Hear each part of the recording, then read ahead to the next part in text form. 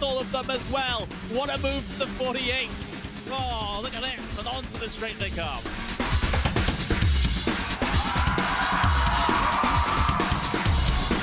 Brilliant move there from number 40 to make it through. That left-hander sliding up the inside, going up now over Hawthorne Hill, down Pilgrim's Drop, and it's brilliant stuff here at Brands Hatch.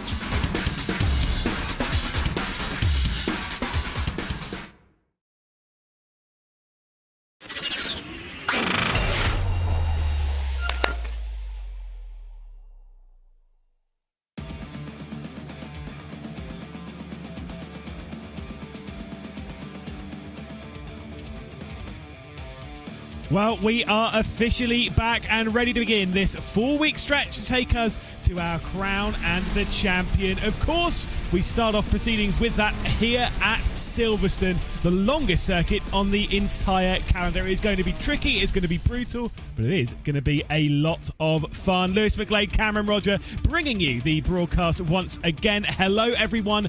Welcome. We are in for a treat and also a lot of slipstream, Cam. Oh yeah, we certainly are. This track, well, it's the proper Grand Prix track, of course, isn't it, out of the British calendar that we've got. It's very different to the types of circuits that we've been racing on so far over the opening 4 rounds, and I think that it's going to really sort of kickstart this 4-week run that we have to the end of the season. To be honest, I'm really looking forward to it.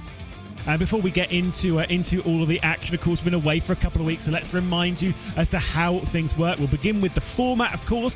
Free practices just come to a close. They're about to be heading into the qualifying for the Formula 1600 support series here for the British Formula 4 Esports Championship before we head into the first of our 15-minute races. Of course, the second race, which will be after the first race of British Formula 4 Esports, will be a 50-minute reverse grid race.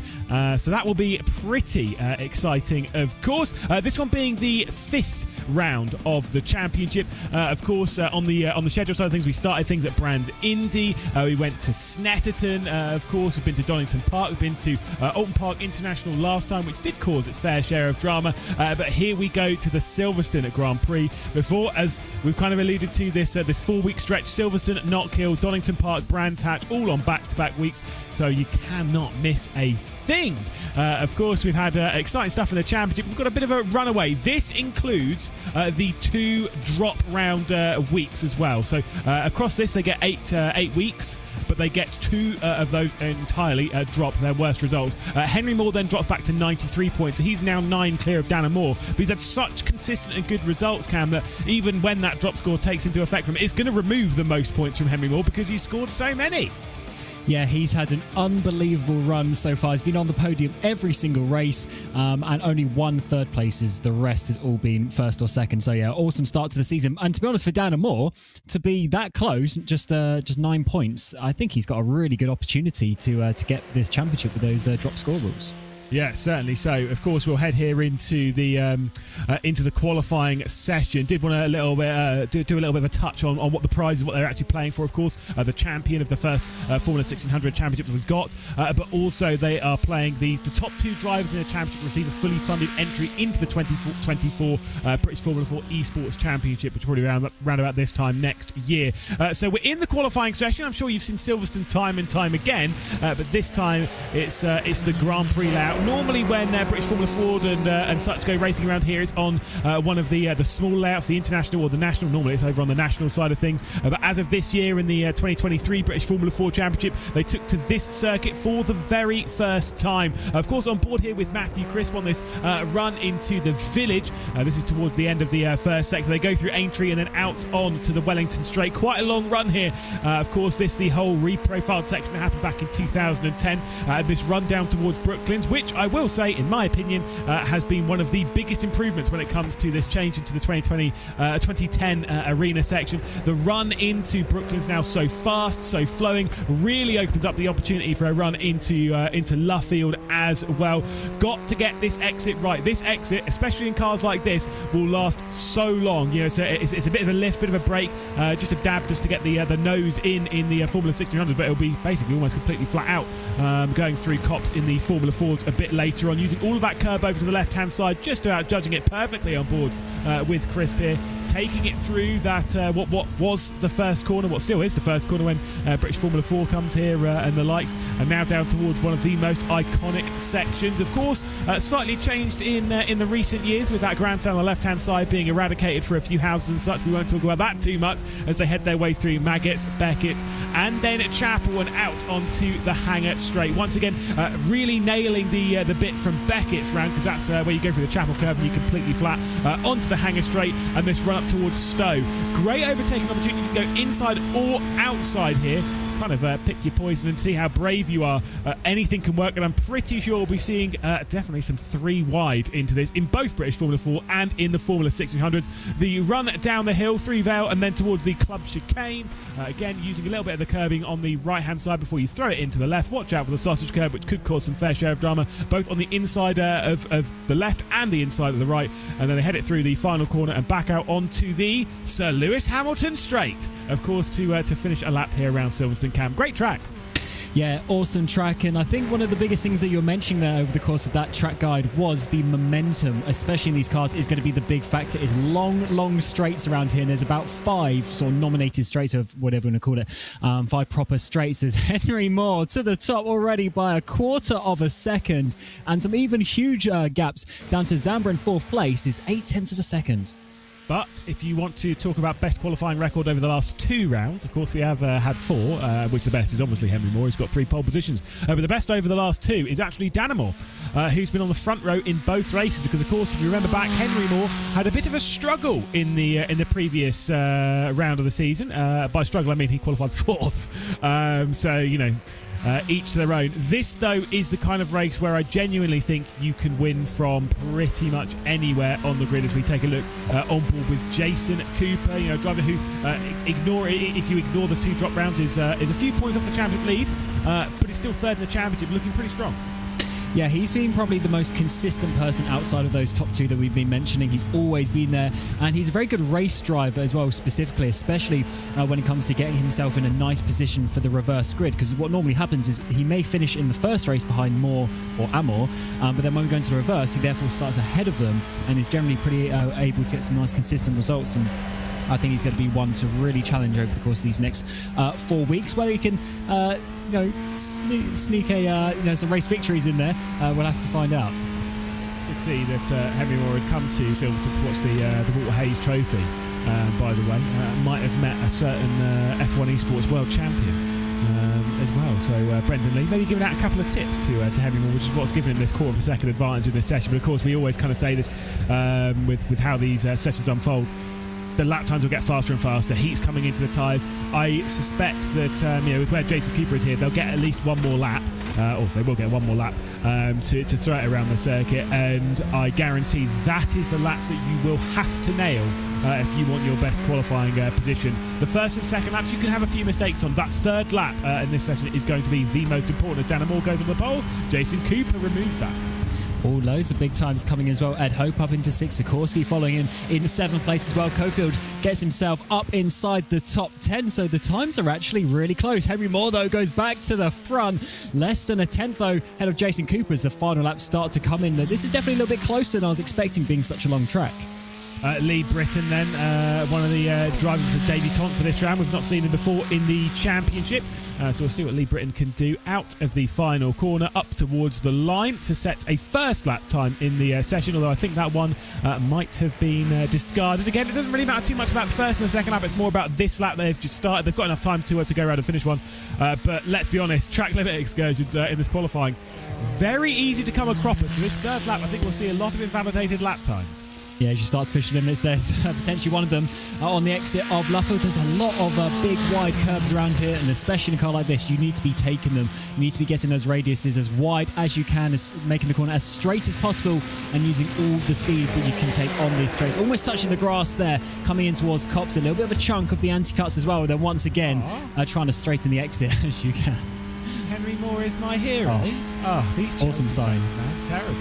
But of course, Dana Moore, Henry Moore, they're both fighting very hard at the top of the championship. Dana Moore's coming off 3 victories this season so far, including the victory in the last round at Alton Park from pole position as well, no less. So looking pretty fast, heading out onto the Hangar Straight now, obviously going in for the slipstream.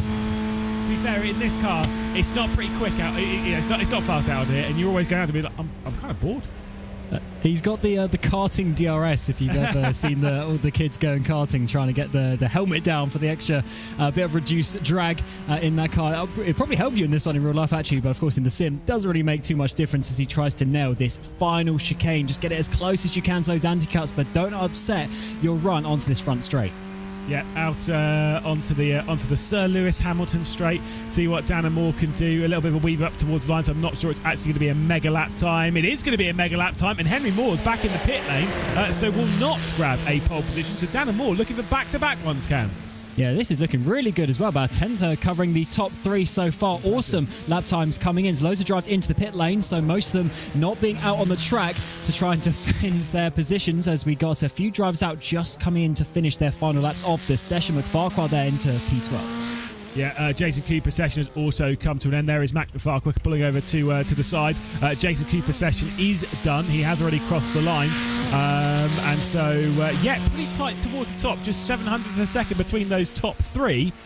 That ain't bad around this the long Silverstone circuit. It is the longest circuit we visit on all of the season. It's 5.9 kilometres all the way around. So it is a pretty long circuit, and I'm pretty sure I was going to say anyone really can take victory in this one. It is such a big slipstream fest around this circuit, so we'll have to wait and see. As we'll take a look at the starting grid for the first race of the evening. Dana Moore on his second consecutive pole position with Henry Moore on the front row. The top 2 in the championship will do battle. Jason Cooper third in the standings. We'll start this one from third with Ronnie Smith, Zero Zambra and Brandon Loudon starting this one from 6th. Franek Sikorsky will start from 7th place with Ed Hope in 8th. Simon Ball in 9th position with Ollie Ettridge. Matthew Crisp and Mac McFarquhar after that lap towards the end of the session starting from 12th. Daniel Cofield will start from 13th spot with Connor Scudow. Cam Knowles a bit further down the way we'd normally see with Jordan Groves inside that top 16. Aaron Mensah getting his a lap onto the board for the first time in a few rounds this season. We see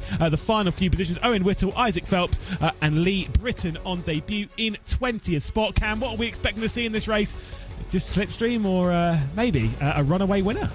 Yeah, a lot of big slipstream trains, but in a good way, actually. With the amount of slipstream you're going to get around here, I think you're going to have to overtake. I think if you lift off and try and play those games, the second or third car behind you is just going to be coming straight past. It's going to be absolutely awesome as Moore gets the final bit of snacks down his throat before he gets ready for the race. It's scran is what the cool kids call it. Oh, is it? Is that the new words? The new lingo? I wouldn't say it's a new word. No, we'll have to wait and see. Obviously, it's going to be a hard-fought race. Whilst he might say, the sign in the background might say Henry Moore is my hero, I'm pretty sure if he gets a chance to send one straight down the inside, I'm pretty sure Dan is absolutely gonna go for it. So they'll take to the grid, they will rev their way up, and the short run down towards Abbey will begin. There's been a staller in the background though. I think that's Connor Scudow dropping right away to the back. Let's take a look though at the front. Dan Moore taking an instantly defensive line from Henry Moore as they head their way through the first corner. The top three separated by literally nothing as we look from Skycam going into Abbey and Farm. Nice and clean between this grouping. You can see Matthew Crisper on the inside losing out to a couple of people, but nothing too major as Jason Cooper goes defensive from Ronnie Smith.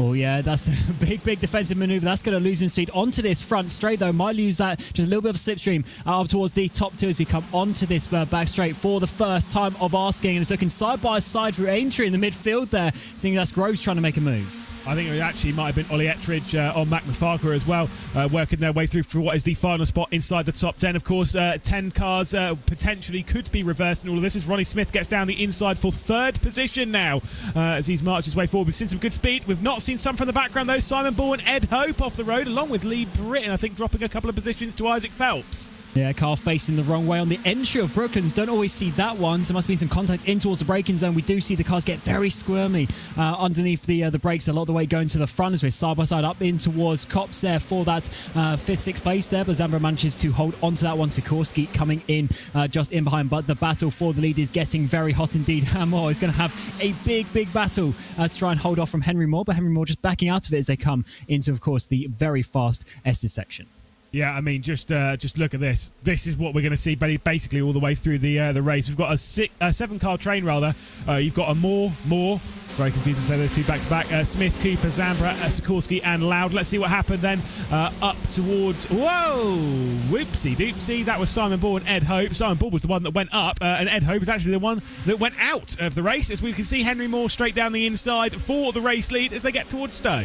And look for Cooper as well, trying to get that 3rd place back on Smith. I think he has done it. Smith has run wide, actually, so Zambra has come through, just showing you how easily you can go up and down positions in this championship. It's going to be a very difficult race. Do not look at someone just running away with this. I think you're going to be able to overtake pretty much every straight over the course of the 15 minutes. Of course, such a long track, though, as well. It's only going to be about a 7-lap race, so not many laps, but there's a lot of positions around this track to try and make those overtakes. We've got a little bit of a breakaway, though, from these top trains. Oh, huge crash in the background. I think that's one of the hopes going off. Phelps and Whittle, I believe it was. Phelps is the one that went over. Obviously, he's in quite a similar livery to Will Hope, if I remember correctly. But Isaac Phelps, the driver, I believe, has the most penalties in the championship. Again, sorry, I'm really sorry to Isaac Phelps. I keep pointing that out like every round. But still, we'll take a look on replay. This is with Owen Whittle. Kind of a bit of 3 wideness. Isaac Phelps that sent it down the inside. To be fair, kind of get the feeling that Whittle was closing the door maybe a little bit. It was brave to go down the inside at that point, but the door was being closed when there was a car there. Yeah, it's not the easiest place to go side by side, but as you say, he was definitely firmly alongside, but almost coming towards a 3-wide situation down the Wellington straight in towards Brooklands. This is not an easy place to make some overtakes. Nolzo's trying to make some moves. Crisp in the middle of this attack. Very difficult for him as well. We're already contact up ahead as well, as I think as Cofield he's gone around. Yeah, he's gone for a bit of a spin. Look to the inside, though. Cam Knowles trying to get himself inside the top 10 now. Jordan Groves on the outside. Matthew Crisp going for the up and under on the pair of them. They depart Luffield, head their way towards Woodcote. Look at this from Lee Britton as well. Debut? Yeah, no problem. Don't worry about it. I can make it 3-wide up towards Cops. Thankfully, backs out of it, sends it through the middle. This is going to be very dicey indeed. Sends it back to being behind Cam Knowles as the inside line's being taken by Matthew Crisp in that red, white and black car. The Alcantech, and that's a decent little move, but it might not hold on to Lee Britton going into the... very fast Maggots, Beckis and Chapel, but Lee Britton does back out of it. This is what we're going to see all the way through this event, by the way, both races of the Formula 1600s as well as the Formula 4s. There's a spin from Caulfield. Yeah, just on his own, so I reckon just putting way too much effort into that corner. Unfortunately, just losing the rear end. So again, a couple of moves here, more looking towards the inside, but just in the background as well. We're looking at Smith to come up the inside of Zambra. That's for 4th place up the inside. It's going to be a very tight on the exit there. The car's really run out wide. A bit of contact between the two as he come down in towards this chicane. It's still now going to be Zambra on that inside, trying to hold it, but he's going to have to break way early. And round the outside comes Sikorsky as well. Yeah, of course. Remember Ronnie Smith, fresh off that victory in the second race at Alton Park, and it was a very impressive drive as well. Would dearly like to back that up with a podium. It was his first podium in the 2023 season, so maybe there is hope for a little bit more. We're right on board with Ciro Zambra, the driver in the top 6, top 7 that's actually missed a round, so has used one of the drop scores not being here. Has a slowdown penalty as well, losing out to Brandon Loudon. Is there going to be any more, or is it just is that the slowdown being fully served? Yeah, I think that is also why he slowed down coming into the final chicane as well, because he went really wide at Stokes. He ties it back down the inside to get back past Ettridge, so that's one place back. But certainly that's a big loss, because now he's completely out of that slipstream of the top group as well. So those 3-4 seconds they lost there are going to be huge for his race. And of course, remember that the reverse grid is between 5 and 10, right? So really, at the moment, Ciro Zambra, because of that gap, probably the best he can get, really, is getting past Mac McFarquhar. Look at this in the background, though. My goodness. Skudau on his return up the order. He's had a bit of a drama on that first lap. Sends one straight down the inside of Mensah and then goes for a spin. Aaron Mensah will be able to pull his way clear. Mensah is well versed at trying to work his way up the order. I said that it's his first time setting a lap in quali in a while. And I am not joking. The last time he set a lap time in a qualifying session in this championship was Brands Indy at the start of the season, as we can see a look down the inside from Ciro Zambra.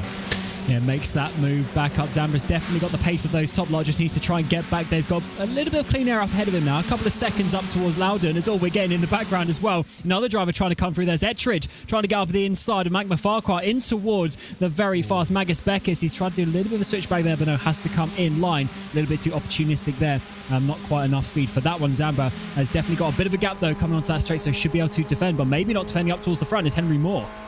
Listen to it. Listen to it and look at his line.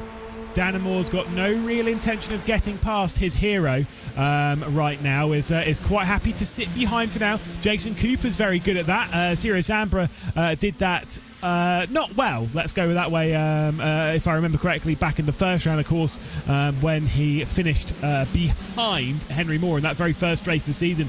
Basically waited too long into the race to go for the move. Danamore feeling pretty confident to wait for now as they head out onto the start-finish straight. There'll be 4 laps left to go, so there's still so much time. There's no need to really go for it just yet, as we can see now on board with our championship leader and race leader, Henry Moore. Yeah, I'd be surprised if he doesn't try and go for it, because surely Cooper or someone in behind is going to come going for these positions, or are they all in that same mindset? Are they all going to wait for those final positions? As we've got Ettridge, he's dropping down the way a little bit. McFarquhar's having a big battle there with Groves, I assume coming through turns 1 and 2, so a little bit of issues for them. As Britton gets up inside the top 10 on debut, that's a lovely showing for him. As Ettridge drops down another position, down to P13. I think Ollie Ettridge might have got a slowdown at T1. Oh no, he just a spin. Mac McFarquhar went into the side of him. And then running off here would rejoin, but obviously car probably is a little bit damaged and is quite slow. It was quite a whack he got from Mac McFarquhar. We're seeing quite a lot of struggles to keep this car kind of gripped up around here. I think that's courtesy of the high speed and obviously low to no downforce. I actually reckon that of the 2 cars that we're racing today, obviously the Formula 4 car and the Formula 1600s, the Formula 4 car is going to be way easier to drive around here, in my opinion, than these. These are tricky little beasts. Yeah, some tracks, of course, are a bit shorter, but we only saw maybe 5-10 seconds of a gap. This is going to be way bigger in terms of the time gap as well. These cars so difficult. You see, as soon as they get on the brakes, the rear's moving all over the place, sort of oversteering every corner as we get in this awesome 3-way battle. Through cops there, Britain's trying to defend, but Farquhar and Knowles going side by side in behind, almost trying to make the overtake in towards Magus and Beckes. That's not necessarily where you want to be getting that overtake. They back out of that one and go into single file formation, as you should do through this part of the track, but Knowles still trying to just get slightly offline, trying to find a way to get some momentum onto this straight. Does mean, though, that Lee Britton at the moment is plus 11 in this race. Obviously started from the 20th position on the field after, was it 20th? Might have been 19th. It was down there anyway. Brain numbers, they don't work. But either way, Lee Britton's done a very good job to work their way forward now into 9th position. We see a little couple of looks towards the front. That's Ronnie Smith trying to get down the inside for 3rd. I think none of these drivers are really intending on going for a move right now. That's the vibe I'm getting here, Cam. No one looks like they're desperate to fire one down the inside, because I get the feeling they definitely could have done, at least into Stowe, if not into Club there. Yeah, and it's working out all right, because they've worked their way into a 4-way battle. They've lost, of course, Zambra at the slowdown. Loudon and Sikorsky haven't had the speed to hold on.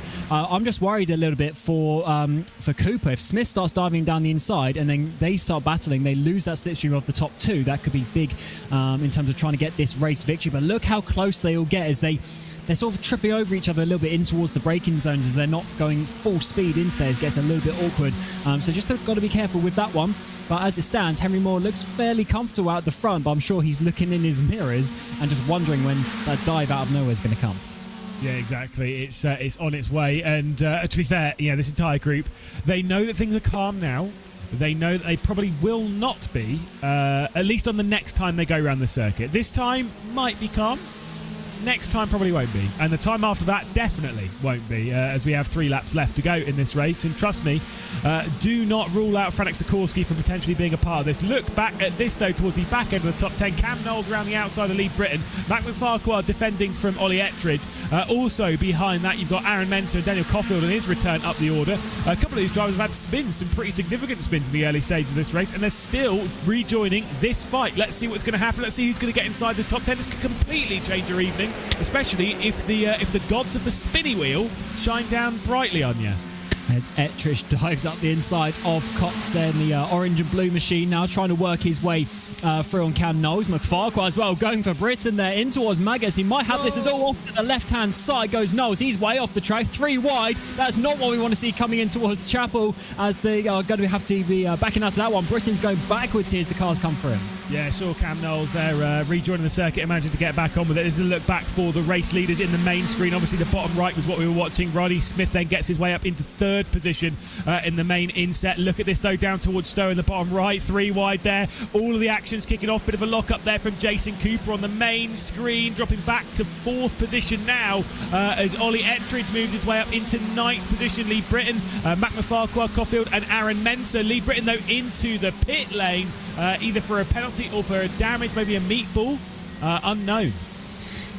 That's definitely a bit of a weird one. He's in a good position this race. That's going to drop him way back, of course, to the back of this pack. So that leaves Ettridge up towards the front of this battle. That's worked out quite nicely for him. Cam Knowles has dropped off quite a lot. Look at all these cars on the screen. They're so close together. They might not be fighting for the race victory, but certainly fighting for the final point. Of course, the normal FIA point system, the top 10 go from 25 points down to 1 point for that P10. So Caulfield holding on to that one at this moment in time, but certainly these couple of points might be crucial for their positions in the championship, as Whittle and Scudero also having some nice battles further back. So definitely some nice racing so far in the opening sort of minutes of this race. Yeah, like I say, they're all battling for pride, for honour, and a few of those championship points as well. So a lot on the line for these drivers as they try and work their way back into some form of contention for something in the championship, whether it's getting inside the top 10, whether it's getting inside the top 5, or hey, maybe whether it's fighting for the championship itself, which is certainly what the top 2 are trying to do in this race. After that move from Ronnie Smith, it's pulled them half a second a rear of Dan and Moore. That will shrink, I have no doubt, on the run into Stowe, unless Jason Cooper does anything. But Cooper's like, he's good at playing the long game, and he's good at not really going for anything when he doesn't need to. Yeah, I mentioned it a couple of laps ago because this was really my worry that they would then lose the pack, but I think they should, especially with the fact that Amore in second place is not going full speed to try and get past Henry Moore. They should be just about okay to get back on, but they don't want to let that gap get any bigger in their own squabble, because at some point they need to go for this, and maybe Amore, this is the lap, 2 minutes to go. It's going to be 1 more to go when we get towards the line, and up the inside, this is him going for the race lead, but can Henry Moore come back? Is this a strategical error, though? Because Henry Moore is now just going to wait. If he can, if Ronnie Smith doesn't go anything, he's going to wait until the hanger straight on the last lap.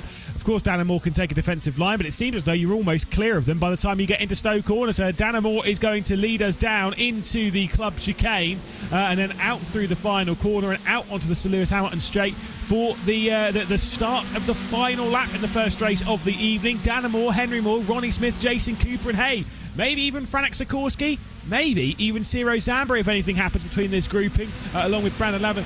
Anything can happen, and genuinely anyone can win on this field right now. It just depends on what we see as we ride on board with Ronnie Smith. Yeah, look at that gap. He's going to have to try and bridge that over the course of this lap and have a run. If he wants to get inside that top 2, he needs a run on that back straight. But of course, Cooper is almost pushing him in the final couple of corners, so definitely coming for that one. But this is the first of the straights, of course. Can Henry Moore come back and do anything to try and get this race victory? He's had 4 already this season. Can he do something just to clinch it back? Yeah, certainly so. Let's see if Jason Cooper will work his way through. Looking at the outside, a bit of a look to the inside there from Henry Moore going into Brooklyn. So the outside, Jason Cooper will go trying to wrestle third position back. Ronnie Smith with the inside line. They head their way into Luffield now. Smith trying to go around the outside. Going to try and stick with it here, but Jason Cooper should have the advantage. Not only on one, but maybe on two. He's looking to try and get down the inside of Henry Moore because he wants to be the one sat in second position going on to the hangar straight. Yeah, it's always a battle for second at this point. Oh, look at this. Cooper, 2 for 1, as you say, inside. Oh, is it for 3? Up the inside, in towards Cops, and Moore on the outside. Moore also pushing them through, and Moore is potentially going to be losing 2 places here. Jason Cooper then up to the head of the field looking for his first victory in the Formula 1600 this season. But let's be honest, this ain't done yet. Side by side into Maggots, into Beckett's, into Chapel. Henry Moore with the inside line. Jason Cooper in that white nosed car now drops back to second position. This could be perfect for him as Ronnie Smith's going to try and grab that off, looking for back-to-back victories in the Formula 1600s. They head their way out onto Hangar Straight. I don't know where this is going to go, Cam. And Moore, he's got a little bit of a car length gap. Is this going to be enough to hold on? It's going to be Jason Cooper coming to his outside, of course. Got Dan and Moore now 4 wide in towards Stowe. This is not going to work out, so someone's going to have to back out. Looks like it's going to be more contact, and they're all going to go off. Henry Moore's gone through, though.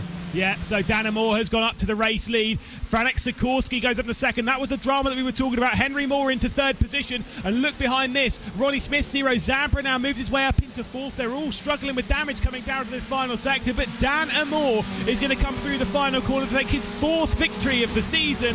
Managed to pick his way through all that perfectly. Franek Sikorsky into second place with Henry Moore into third. As we see who's going to round out those in the top 5. Zero Zambra, Ronnie Smith and Jason Cooper after a chaotic final lap, Cam. 4 wide into Stowe. I mean, that was never going to work. They were pushing the absolute limits, and Jason Cooper there on the outside, unfortunately, he had such a good run. He went from 4th into 1st place on that final lap, just wasn't able to hold on with that one. They were pushing the absolute limits there of what is possible in these machines, and unfortunately, Cooper down in 6th place in the end. That's some crucial points lost from him. Henry Moore will be happy to keep on the podium because at one point it was looking like he was going to be spinning around there. So, yeah, definitely that is, yeah, it's good to see that they're pushing the limits, but that was potentially just over it. Yeah, we can watch replays of that ad nauseum, but I'm pretty sure it's going to tell us that it was just chaos. Probably even more leading towards a bit of a racing incident going down into Stowe. It was highly dramatic, but it was very exciting and a good way to start this evening. Of course, we've got British Formula 4s straight on after this. Before we get to that, we'll take a look at the spinny wheel. We'll take a look at the race results. And, of course, we'll grab those interviews with a couple of our drivers from the Formula 1600. So let's get this spinny wheel underway and see where we're going to go. Of course, the numbers between 5 and 10. We've seen 5s. We have seen 10s as well. I think it was a 10 last round at Alton Park. It's not going to land on that this time. It might be an 8. It doesn't slow down over the segment, so it is going to be an 8, Cam. That's an all right number.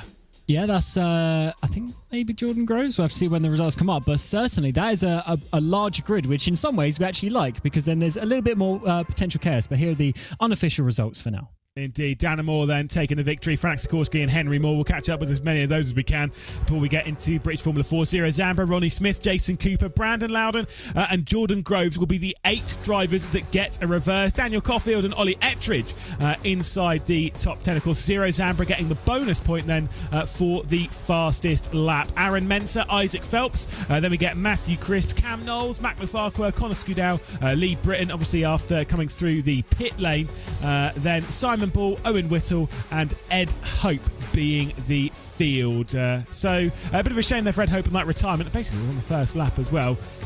Not ideal. We'll grab ourselves some interviews and I believe it will be Henry Moore first. And we'll see exactly what... actually, no, we can grab our race winner first. Let's grab Dan Moore into the comments box and have a little bit of a chat with our race winner for the 4th time this season. Dan, that was chaotic. Talk us through that final lap. Well, basically, it got to a point, so around here, as you've probably seen in the race, the tow is unreal. So it got to a point where, so I got into the lead coming on the last lap, which is, I don't really know why. I got into a place I didn't really want to be, but I was, just seeing what would happen. Got into lead. Henry obviously didn't want to go by me. And then Jason came along up into Cops, went past pretty much both of us, came alongside me, and then I kind of backed off on the outside.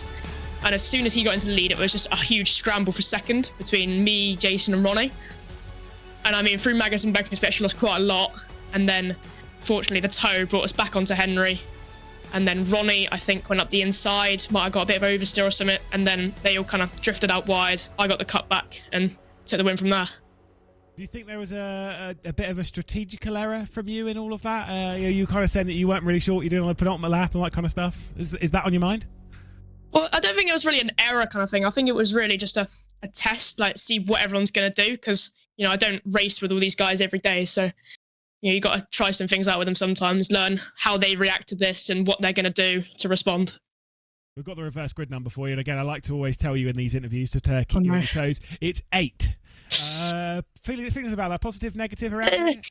It could be worse. I mean, around here is where you want the high numbers, really. I mean, the toe is, as I said, unreal. You don't have to be very close to the car in front. It's about a second, I think, and you're within toe, so it's not too difficult to get through the pack. So hopefully we can make the most of that. Well, let's see if you can beat your hero for your second consecutive a bit later on. Yeah, good luck for the next one. Cheers. Perfect. So, Danimore, then a race winner. We'll grab Franek Sikorsky as well, because we do want to catch up with a driver who we've not seen on the podium this season. Franek, this is your first podium. I mean, it's got to feel pretty good. It was a great race for you, but maybe got a bit lucky at the end. So I wouldn't say it was a good race from my side because I wasn't able to keep up with the guys. I got really high tire temperature and was really struggling at some point, but worked out in the end because the guys were fighting very clean all the race, just to that last sector. And yeah, I'm super happy for that podium. And when I only have seen that they are going for whites, I knew that it won't end up good. So I knew I had to keep up with them and make some places to get that my first podium. You've been improving quite a bit this season, of course. I remember Snetterton, you had a couple of top 5s there. But obviously, you know, you've had some issues, some incidents throughout the season. Is there belief in you that there's definitely a few race wins on the table for you to beat Henry, to beat Dan? So I wouldn't say that I'm a contender to win a race, but I think there will be some podium to come. But I think that the second part of the season will be a lot better than the first because I missed the second round and Donington Park. Wasn't able to do great in Brands Hatch. And yeah, I think that the second part of the season will be a lot better than my sides. Well, Franek, good luck for the next race. Maybe we'll see you on the podium again. Yeah, I pretty much hope so. Thank you, guys. Cheers. There's Franek Sikorsky. So we'll grab in Henry Moore as well before we move into Formula 4 action. Henry, you were in the middle of it. Let's talk through that final lap incident. What happened? Well, it's a long story short, 4 wide doesn't work at Stowe. I mean, yeah, not really anything me or Jason could do. Just one of those things, really, isn't it? Did pretty much the whole race exactly how I wanted it to go. But yeah, I mean, I think the incident speaks for itself. 4 wide's never going to work. Considering your championship lead, yes, of course, drop scores, etc., etc. But considering where you are in the championship and the position that you've got because of the rounds that you've built up, does that kind of give you that more comfort to go for those risky moves? Yeah, but I do want to keep my podium streak alive, so I don't want to go for too risky moves. Well, you'll be starting it'll be 6th in the next race because it's an 8-car reverse grid. Maybe there's a podium on the line in that one, yeah? Fingers crossed. I mean, the toe's so strong, so you never really know what's going to happen, but yeah, I'll just try my best. Well, Henry, mate, we'll let you go and prepare for that race whilst we go into some British Formula 4 action. Cheers. Good, guys. There we go. Cam, we are moving our way through. It is British Formula 4 esports time as we get ready for more action, more drama and more enjoyment. Of course, the British Formula 4 esports championship, courtesy of our partners in Wave Italy as well. So a big thanks to them. A slight change up in the performance, of course, 160 brake horsepower, downforce now stuck onto the cars, and an awful lot of excitement. Myself, Lewis McGlade, Cam Roger in the comms booth. Once again, We'll take a look at the format and, of course, the prizes. They'll be heading into qualifying in a few, literally like right now, before we get into that 20-minute race. You can see the prizes, £8,500 worth of prizes in the prize pool. But, of course, another thing that we want to touch on is that in the Teams Championship, the winning team, second team and third team, those in the top three in the championship on the team side, will also win one full day in the base performance simulator in Banbury, the official Formula 4 simulator. So that's a fantastic prize. And the winning team as well will gift themselves a 4 tickets, basically, or 4 hospitality passes to a round of their choice for British Formula 4 next year, which I'm sure will be thrilling, exciting, and super close. We'll remind you of the calendar as well and where we have been. Of course, the same as what we've seen in the Formula 1600. We've done Brands Indy, Donington Park, Snetterton, and Alton Park. We are here to begin this 4-week stretch to see who's going to be crowned our championship champion. Silverstone, Knockhill, Donington Park, and Brands left to go. Silverstone is where we are at, and it's the first time we are racing around the Grand Prix layout of Silverstone, which is always causing its fair share of dramas. On the championship side of things, though, it's a comfortable position, shall we say, from Pete Berryman, who's fresh for 3 pole positions, looking for his 4th on the bounce. Gordy Much, JHR by 29 Esports directly behind him. But of course, Much actually has more bonus points. Maybe that will play its head into it. Luke McEwen, the defending series champion, of course, winner in the IMSA Esports Championship the other night, in 3rd position with Matt Caruana. We'll talk about that in just a moment's time. Remy Gilbert, Moreno Sarica, Standards Landers, and you can see the rest of the top 10. They are about to head into qualifying. Again, we'll touch on the team side. I think that's actually more important in this one. Stormforce, obviously, and JHR by 29 Esports currently running 1st and 2nd. They are the runaway at the moment. That big fight, though, for 3rd in the championship. Williams, Kimura, Guild, Freem, they're all kind of involved in that fight, Cam. It's all pretty exciting. Oh, absolutely. And still half the season to go, of course. So, yeah, plenty of time to see what is going to happen, of course. And let's get a lap with one of the Veloce drivers around the Silverstone circuit. Yeah, of course, on board with Veloce Vex. We've seen this team come into it. Matt Emery's been all right. No podiums picked up. Tamas Simon as well has been in the top 5, but again, no podiums. And that's the driver that we're riding on board with. And again, really take into account the speed difference of this car versus the Formula 1600s that we've seen. See how much of the circuit as well that Tamas Simon's using all the way there over to the left-hand side just to open the run as they head their way through Village. Once again, you'll basically have to do the same thing going into the loop. Use this curb over on the right-hand side before sending it through Aintree and out onto the Wellington Straight, and then build up through the gears, making sure not to get it wrong. In the race, this will be big slipstream, and it will take you into Brooklands, where again you can make a move stick around the inside, you can make it stick around the outside if you're feeling to go all Australian and Mark Webber on me as they head their way through Brooklands. Back over to the left hand side. You don't want to leave yourself too tight for Luffield, although in qualifying you can maybe get away with it.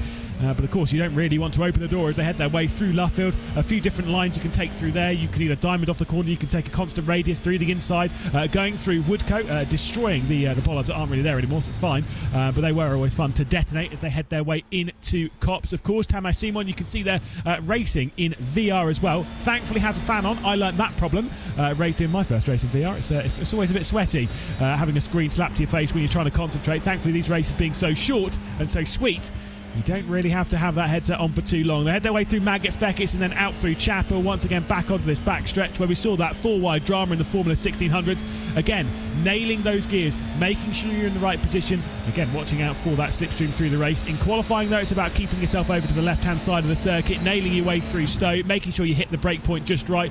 Watch out for a couple of snaps of oversteer as you come up and over the crest at Stowe before we drop down the hill towards the club chicane. Of course, the pit entry there on the right-hand side that takes you towards the Silverstone wing. And once again, you must stay off those big red sausage curves. They will absolutely spin you in a heartbeat heading through the final corner. On board with Tamas Simon as we start to see the Apex Racing Team drivers setting their lap times. Of course, the first of those being the Stormforce driver of Pete Berryman. The JHR by 29 Esports, second in the championship. Gordy Much goes into second in the session. Of course, Cam, much like what we saw in the Formula 1600s, this session is going to get quicker and quicker. Oh, it certainly is. And already amazingly close times. Top 11 within half a second at such a long track. 2 minutes even in these cars. The only driver inside the 2-minute mark actually is Pete Berryman up towards the top. And you were saying he's got 3 pole positions in a row. In the first race of the season, he was second by 0.02 of a second. So even on that occasion, he was very close. So we know that qualifying is his strong suit. And already with those first laps coming in and putting it up towards the front. And have you seen Pete Berryman's qualifying sessions from 2022?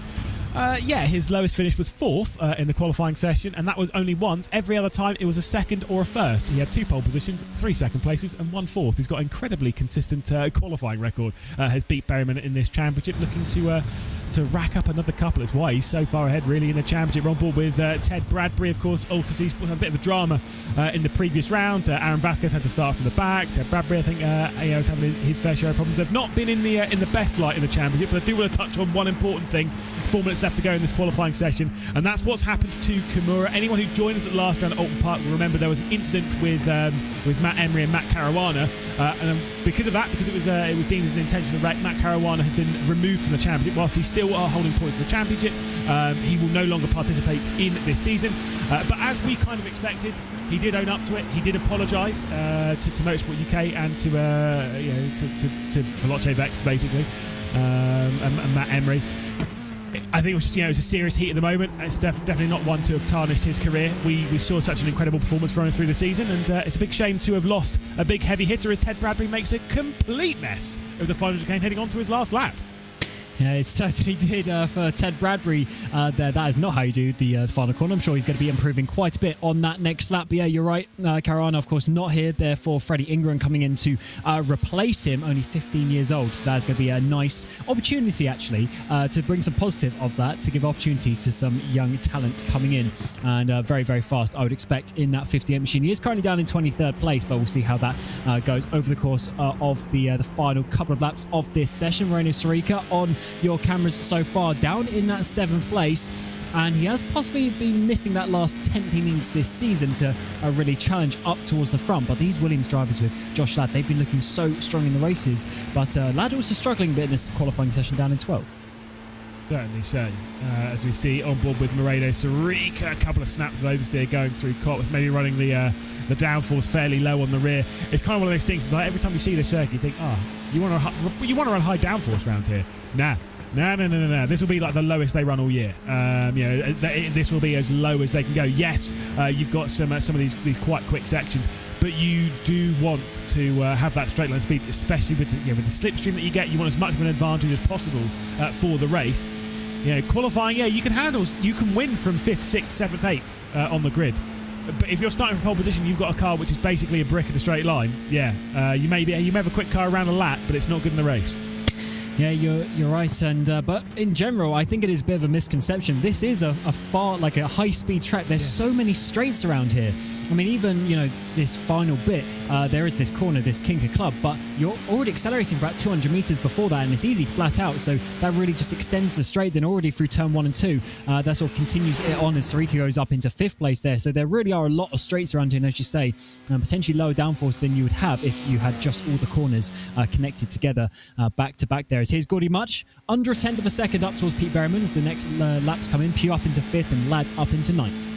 Yeah, and obviously these are the last laps. That's actually really good from Elliot Pugh. His personal best in qualifying in the British Formula 4 Esports Championship is basically 7/10 off of the pole in the last 2 rounds, 17th and 16th respectively. That is a big improvement from Elliot Pugh. Let's see what lap times we're going to get on the final run. Stanley Deslandis moved his way up into 4th position, but we'll see what Gordy Much can do. We'll see what Pete Berryman can do. Gordy Much out through the final corner up towards the line. And let's see, he goes to 2nd, which then gets dropped back down to 3rd because Luke McEwen, series champion, has rolled his way into town, knocked at the door and said, I'm having pole here, lads. I'm having pole. Yeah, as Pete Berryman then splits the difference in the middle as well. So top 3, 0.5 of a second. But look at the gap. 4th place, 1/4 of a second back for Deslandis. But even then, behind him, only another 10th is the next 6 cars. So it's really, really close in his qualifying session as Hoffland out of the final corner does a 2-minute 0.5. So that's going to be a bit of improvement from him, but only 20th position for the Aston Martin driver. Yeah, there's a couple of shames, couple of surprises, couple of shocks, couple of twists in the tail. Luke McEwen, though, is the driver who is on pole position. I said before about his impressive performance in the IMSA Esports Championship, obviously at the weekend, taking victory in class. And by victory in class, I mean he really did have to work for that one because it came down to literally the last corner, but still managed to put on quite the show, take the win there. Maybe he's on for the same thing here, taking his 2nd pole position in his British Formula 4 Esports campaign, or career rather, in his 1st of the year. It's alongside his teammate though, Pete Berryman, who keeps himself on the front row for every round this season. Before we get to the 2 JHR by 29 Esports cars, 3rd and 4th, Gordy Much, Stanley Deslandis, Tamas Simon and Remy Gilbert inside that top 6 where he qualified last time. Elliot Pugh with his best qualifying performance will start his way from 7th, with Moreno Sarika starting for 8th. Then Ted Bradbury, Matt Emery, Josh Ladd, a bit further down the order where we'd expect the driver who finished runner-up in the championship last year. Alexander Davidson in 12th place for Pure Sims. Lucas Mueller starting from 13th position, was making some big posts about how he was going to do in the second half of the season. Well, he's going to have to put a bit of a foot forward from there. Manuel Biancalilla in 14th. Josh Poulain once again struggling qualifying, with Harley Horton, Isaac Ardwardson and Yanis Wana starting from 18th position. We've got Brandon Abrahams for Guild Racing in 9th position. Duncan Hoffman, we saw that lap towards the end of the session, in 20th. Ryan McAuliffe, one of the fastest drivers on the grid, struggling in qualifying this season. See what he can do from 21st. Rachel Concoli, James Armstrong and Freddie Ingram on debut in 24th position on the grid before we get to the final few rows. Carl Chase in 25th. No lap time set from Tobias Olsen and Sergio Fitzpatrick, who will start from the rear of the field. Cam, few storylines in the air, but for right now, for Pete Berryman, once again, it's a near perfect qualifying session. Yeah, you can't really complain on the front row, and especially with your teammate alongside you as well for Stormforce ART. They're going to be loving that one. And I think it's going to be similar to what we saw at Alton Park a couple of weeks ago. They're going to be controlling it from the front and choosing nicely when to have those battles. It's only going to be a difficult one, though, with the massive slipstream around this track. Yep, we are getting told a bit of information as well that Remy Gilbert will not be taking to the grid, so don't expect to see him out on the grid. We'll touch on as to why in a few moments' time, as our race will be underway down towards the first corner. And let's see what can happen. Luke McEwen, Pete Berryman starting from the front row, the two Stormforce cars leading us off as we head our way through the first corner at Abbey and then up through the slight rise into the farm, village and loop section. A bit of an inside look there from Pete Berryman trying to work his way up the order, but it is going to be the hold for our series champion. So it is Tamas Chimondo up the inside there of the loop, trying to get the run up towards 4th place already. Up the inside of DeSanders, that's going to be trying to slow him down, at least around his outside. He's got Elliot Pugh trying to get that slipstream as they're all trying to work their way up towards this very fast Brooklands corner. Control for the front 3, but in behind it's still open door to who is going to be their lock up there. That is going to be, though, as Pugh tries to run a little bit wide. He might still have the inside line into Luffield. There's a bit of smoke in the background. I think it might be Harley Horton, maybe. Someone's been involved in it anyway and has dropped down the order. Might have even been Rachel Concoli, but that's been the only real drama going into Brooklands. Much cleaner from this grouping what we'd see normally. Look at this slipstream and push coming in, though, from Ted Bradbury, basically bump drafting the rear end there of Elliot Pugh trying to work his way past Tamas Simon. The inside line being taken from the 54, and Elliot Pugh, like I say, we've not seen him battling up in these kind of positions, but he's doing a fantastic job of doing so. Side by side, the Magus Beckers at Chapel, not just for this position, but for plenty further down the order, as Pugh is trying to hang on to 5th position. Tamas Simon's trying to work it around the outside, and still onto the scene, Ted Bradbury's knocking at the door. What racing we see here. Then the top 4 get away, but it's certainly entertaining. Oh, look at this. They try and get the slipstream as Bradbury, look at the run he's got out onto this back straight. It's going to have to be the outside line for Stowe. There's one position. Can he make it 2? We're 4 wide. We saw a couple of laps ago in the 1600s how that one went. We continue to be through ride. The two Veloce drivers try to have their battle. That's a bit of a run wide. Might get slowed down from that one as it's all over the place. Pugh still holding on to his position as Bradbury has completed that move over Emery. But look at this. Sarika's trying to get involved as well. Yeah, bits of contact in there, and yes. We know they're two separate teams, blah-de-blah-de-blah-de-blah-de-blah. But for the moment, as we see a bit of a drama through the final corner, including one of the Williams cars, that would be Josh Ladd with no rear wing, now dropping down. Or would that have been Moreno Sarika with no rear wing that's driving down there? But either way, big drama for Williams, and now he's going to lose it right in front of literally everyone. Probably wouldn't have known there was no rear wing on that car, and then lost it straight into the first corner. What I was going to say is that the top 4, obviously all being Apex Racing Team drivers, yes, they're representing 2 different teams, blah, blah, blah. Again, they are going to remain single file here. They are not going to fight because, not yet. I expect there will probably be something later on in the race, but right now, they're in an unbelievable position. It's about not fighting now to not allow anyone else back into this fight. Yeah, they've got their breakaway. They need to continue on with that. And Pugh did his best in the previous lap. Of course, he wanted to get himself up into the top 5. But yeah, let's have a look at this. In towards the final corner. We saw this coming from a mile away. We're 4 wide, pretty much, coming towards the final corner. That's never going to work, guys. Unfortunately, Josh Ladd just squeezed on the inside there. Of course, the Aston Martin drives over, maybe Hoffland getting involved in that one. It's just never going to work. Even 2 wide, as we've seen. 4 wide, especially not. Yeah, I mean, look, you can The thing is that with that one, you can point fingers at quite a few people in that. That's the problem. So yes, it will probably go down as a racing incident, and that's fine. But I'm always sat there being like, yeah, that is a racing incident. But at the same point, you should really look at that and be like, rather than going, yeah, it's a racing incident, understand what you did wrong. Right, that's the most important thing. If you're Duncan Hoffman, if you're Josh Ladd in the middle of that, yeah, sure, it might not be 100% on your shoulders, but what could you have done to avoid that? And for one, not making it 4 wide would have been great. Not making it 3 wide into that, probably, I mean, it was still going to be a crash anyway. Let's be realistic. Oh, yeah, that was always going to be a crash at that point. There was too many cars for a one-line piece of track as the battles continue on a little bit further down as well. We've got Simon, we've got Muller trying to fight their way through. Of course, Bradbury there just getting past Pugh up in towards P5. Sarika following in quite nicely, but is in behind there. That was Tamas Simon just getting the better of Muller in that battle. Of course, got Muller's teammate, Ivana, just in the back. And then Josh Poulain, who's had a difficult couple of rounds, but he's just outside the top 10 there. Yeah, exactly. Oh, we always say this. I mean, he did get me on his Instagram story by basically when I was saying at Alton Park. His race pace is not the problem here. His race pace, Josh Poulain's race pace and his ability to make moves is not the problem here. It's his qualifying, which he said was harsh, but also fair. And what have we seen this round? Once again, his qualifying pace has kind of let him down, which is a bit of a shame. I mean, look, qualifying is some people's strong suits and not people's other, not others. Some people can qualify really well, hot lap heroes, and then they bin it in the race because they can't string together 2 consecutive laps that are any good. Josh Poulain can, but unfortunately just can't get it in qualifying. But if there was a strength I'd rather be good in the race than in qualifying. It's far more important. So Poulain's got at least the right basis there.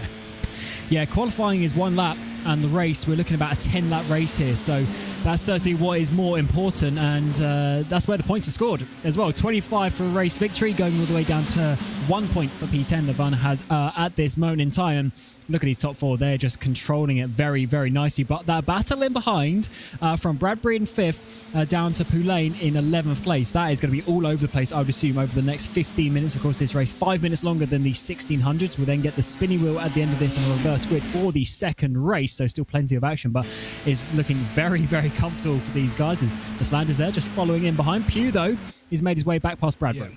Yeah, I was going to say, as we see Moreno Sarika looking to the inside with those yellow highlighted numbers in his Williams Esports Cup, bit of a drama for them. Obviously, trying to get 3rd in the championship here, trying to get their the cash prize and of course the 1 day in the base performance simulator in Branbury as well. So yeah, there's a lot on the table for this. For Williams, it's kind of slipping through their fingers a little bit if they're going to have moments like this. What I was going to say, by the way, as Matt Emery works his way into 12th position, as we can see looking back here.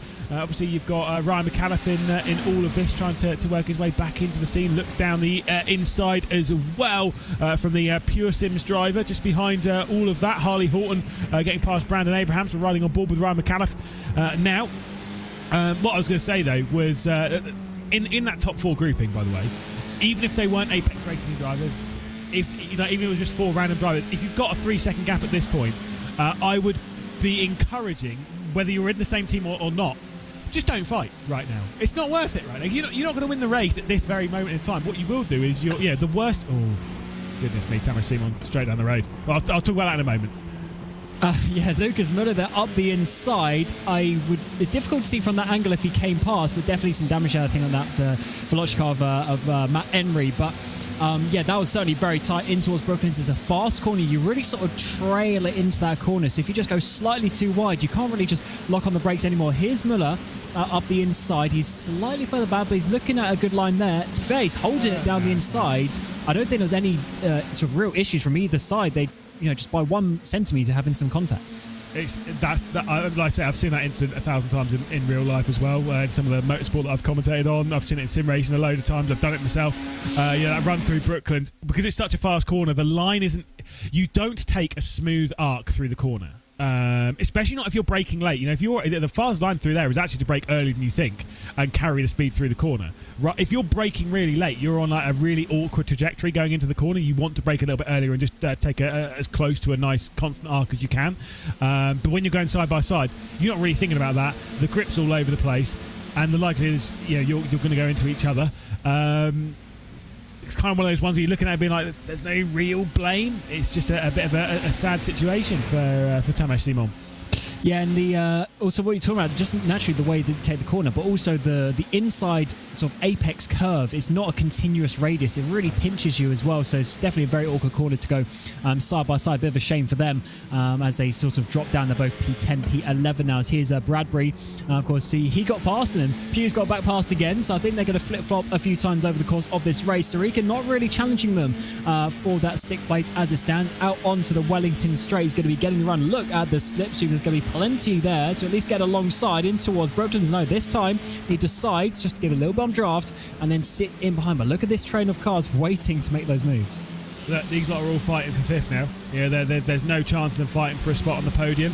There's no chance they'll be involved in that fight. We are literally just looking at the fight for 5th. But to give it some extra gravitas and extra importance, every position you move up the order in this grouping is not just extra, championship points. It's also a higher percentage of being reversed when the spinny wheel comes out. Because obviously 5th is a guaranteed reverse, and then everything behind that is kind of like, yeah, sure. 6th, pretty likely. 7th, kind of likely. 8th, sort of likely. 9th, not really likely. And 10th is not likely at all. Yeah, certainly. That's at least according to the Lewis McGlade School Book of Likelihood.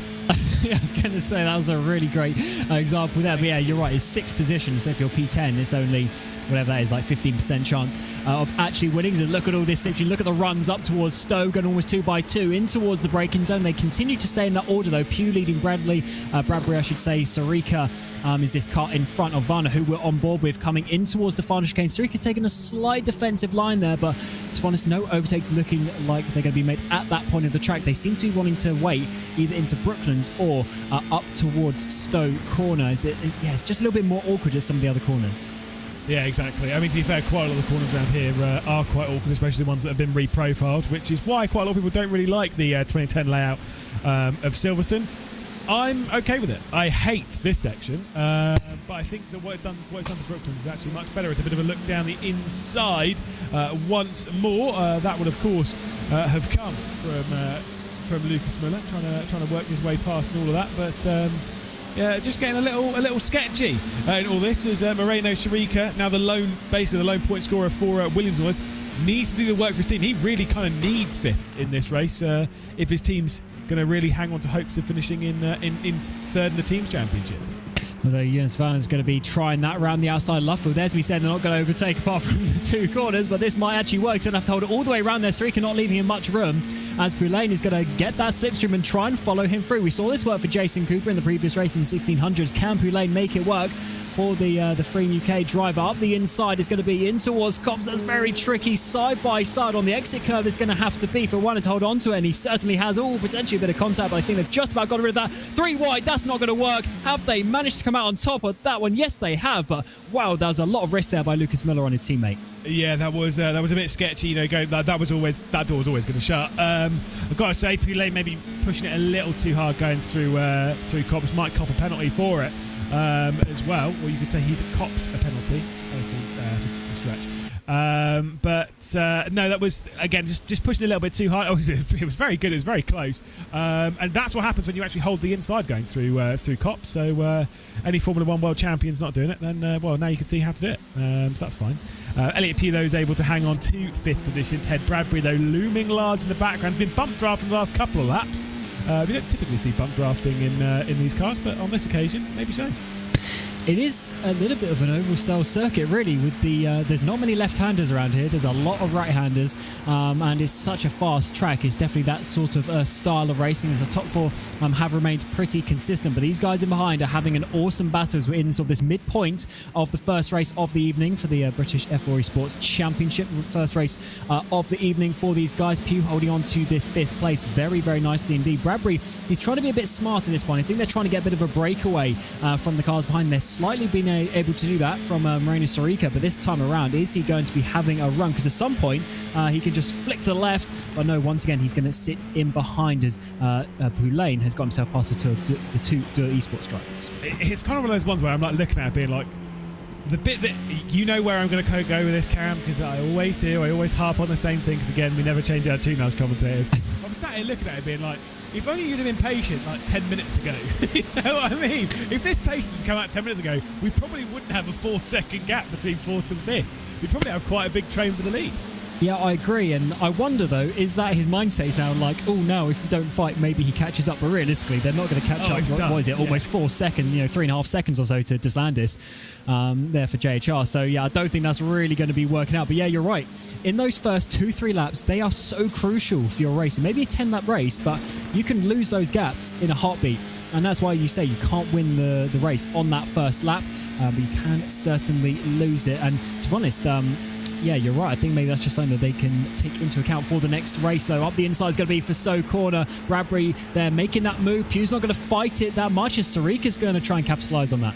Yeah, Sarika's going to get to the outside as they come their way down into club, but Elliot Pugh's now dropped basically straight, and you see that it was basically directly behind Ted Bradbury, almost giving him a little bit of push coming down to the club. It's going to allow Bradbury to pull away a little bit. The Altus Esports driver now trying to pull his way clear. Look at the inside. Josh Poulain also coming through in that distinctive Frame UK car. Oh my goodness me, that was a big moment from Moreno Sarika.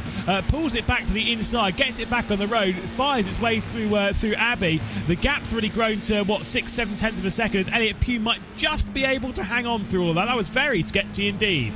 Now, Bradbury, the perfect timing of the overtake, because look at this baton behind, as you say, increasing that gap. Up the inside from Poulain, a little bit out of control. He's managed to make that move. A little bit dirty, though, is in the background. Sarika's dropping down. Maybe 2 more places. The 2 Esports drivers get past 3 places lost in 1 corner, but that was certainly just a little bit over the limit there, probably from Poulain, who gets up into P7. Yeah, generally speaking, when we see penalties and such in these races, it's normally it's a post-race points penalty, so it takes away some of the championship points. I can be pretty sure that Josh Poulain might cop one for that, as we can see Moreno Sarika dropping back to 9th position, courtesy Williams. Whilst we've got 5 minutes left to go in the race, do want to touch on 2 things. Number one, Aztec of having wheel issues. Hopefully we'll see them back in the next race as well. They are supposed to be here. That's the only reason why we see them missing. That's fine. The other one was about why Remy Gilbert has not taken to the race start. It's because he was disqualified from qualifying. He should have been starting at the back, courtesy of breaching basically license points, championship points, and he had too many penalties. Points-wise, and so we're supposed to start from the rear of qualifying. We're supposed to not go out in qualifying, and the rule is, as we've seen before, if you go out in qualifying when you have a ban in place, the ban will move to the race, and so that's why Remy Gilbert has not taken this race, because he's effectively been banned from this race. We will see him out in race 2, though, starting from the back of the field, as we see Jonas Wanner trying to get around the outside of Josh Poulain going into Stowe. Oh, that's a big commitment move there. He's got to watch out. Of course, Sarika's in the background. This and his teammate, Lucas Muller, up the inside and towards the final chicane is going to be, though. And he might be able to make that move as Muller tries to send on Sarika in the background. But initially there, it's going to be just about Poulain holding on to that one. As he goes side by side, almost 3 wide in towards the final apex. All over the curb. Contact is made. Wow. And around goes Vanna. No, yeah, exactly. I think Sarika might have been in it. He was. So Moreno Sarika sat on the road. It is a disaster, an absolute disaster here at Silverstone for the Williams Esports team. They will get nil points from this one, or in British speak, no points. Big shame for Williams, but it is what it is. Jonas Wanner trying to set an 18-point turn to get us back going again for Der Esports. Back up to the race lead, though. Of course, we're going to have 2 laps, or a lap and a half, or a lap and a bit left to go from this point as we head our way back into Northamptonshire. It'll be McEwen, Berryman, Much, and Deslandis in all of this as we head to the Northamptonshire side. You know that it was split between 2 counties? Talk us through this incident. Yeah, up the inside that is going to be, and that's actually Muller on the inside, who knocks Sarika effectively into his teammate like Skittles, and I mean, yeah, that's never going to work. We saw this already. It just doesn't work at that final corner. It's single line. You could barely do it on your own, flat out. So bearing in mind going side by side, bearing in mind 3 wide. Very, very silly incident. Yeah, it's one of those ones where you're looking at being like, if you're going to blame anyone for it, it's the one that's kind of made it 3 wide, and the one that made it 3 wide is the one that's got through it fine. You're just like, oh god, dear, what a shame. But it has put 2 Veloce Vex cars into the points. So 2 minutes and 20 seconds left to go as we head onto the hangar straight down towards Stowe for the penultimate time. It definitely will be just 1 lap to go after this. They're setting around 2-minute lap times, and that will be ticking away. It will be fairly close, but it will be on to the last lap of the race. So McEwen's got to defend from his teammate Pete Berryman, and whilst we always say this, they're Apex Racing team drivers. Gordy Much is looking to try and win the championship. He wants to win the championship himself. He gets an opportunity as long as there's no risk. He's there representing JHR by 29 Esports, as is Stanley Deslandis. Whilst they're racing for the Apex, they've got that in their blood. their heart's leaning in a slightly different direction in this championship. They want to win for themselves and for the team they're representing here.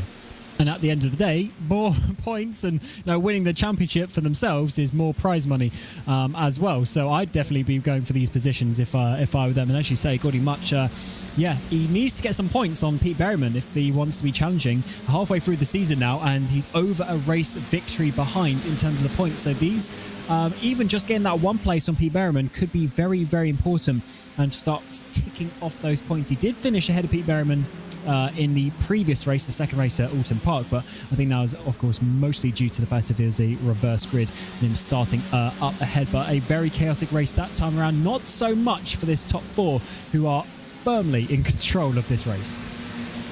Yeah, it's been very calm in this grouping. Not really much has happened. I'm pretty sure they've not had the most entertaining run over the last 20 minutes. We'll catch up with those after the race, though, and see exactly how it's been. But in what order will they be? Through Magnus Beckers and Chapel onto the Hangar Straight? Cam, surely Gordy Much has to go for something. Has to look for something. Oh, I think he will, especially on the final lap. 30 seconds to go. Not enough time to get one more lap. So this is it, the final time. Up towards Stowe Corner. Couple of car lengths behind. Is it going to be enough for either Berryman to make a move on his teammate or Much in behind to try and get himself up ahead of his championship rival? Is going to have to be a bit of a late dive, maybe in towards the final chicane. Not going to be anything here as they head their way down to Stowe. You can see the slipstream there for Pete Berryman wasn't really enough. Other drivers not really struggling with the slipstream so much. Maybe they're running this car so slick, who knows? But they are not able to make moves in this group. So out through the final corner, Luke McEwen to take his second win in a row, his third of the season, really reigniting his challenge as he moves his way one step closer into second in the championship. And hey, maybe there will be a title fight back on. Pete Berryman, championship leader though, second place for him on the road, and Gordy Much onto the podium. We've seen those three on the podium so many times this season.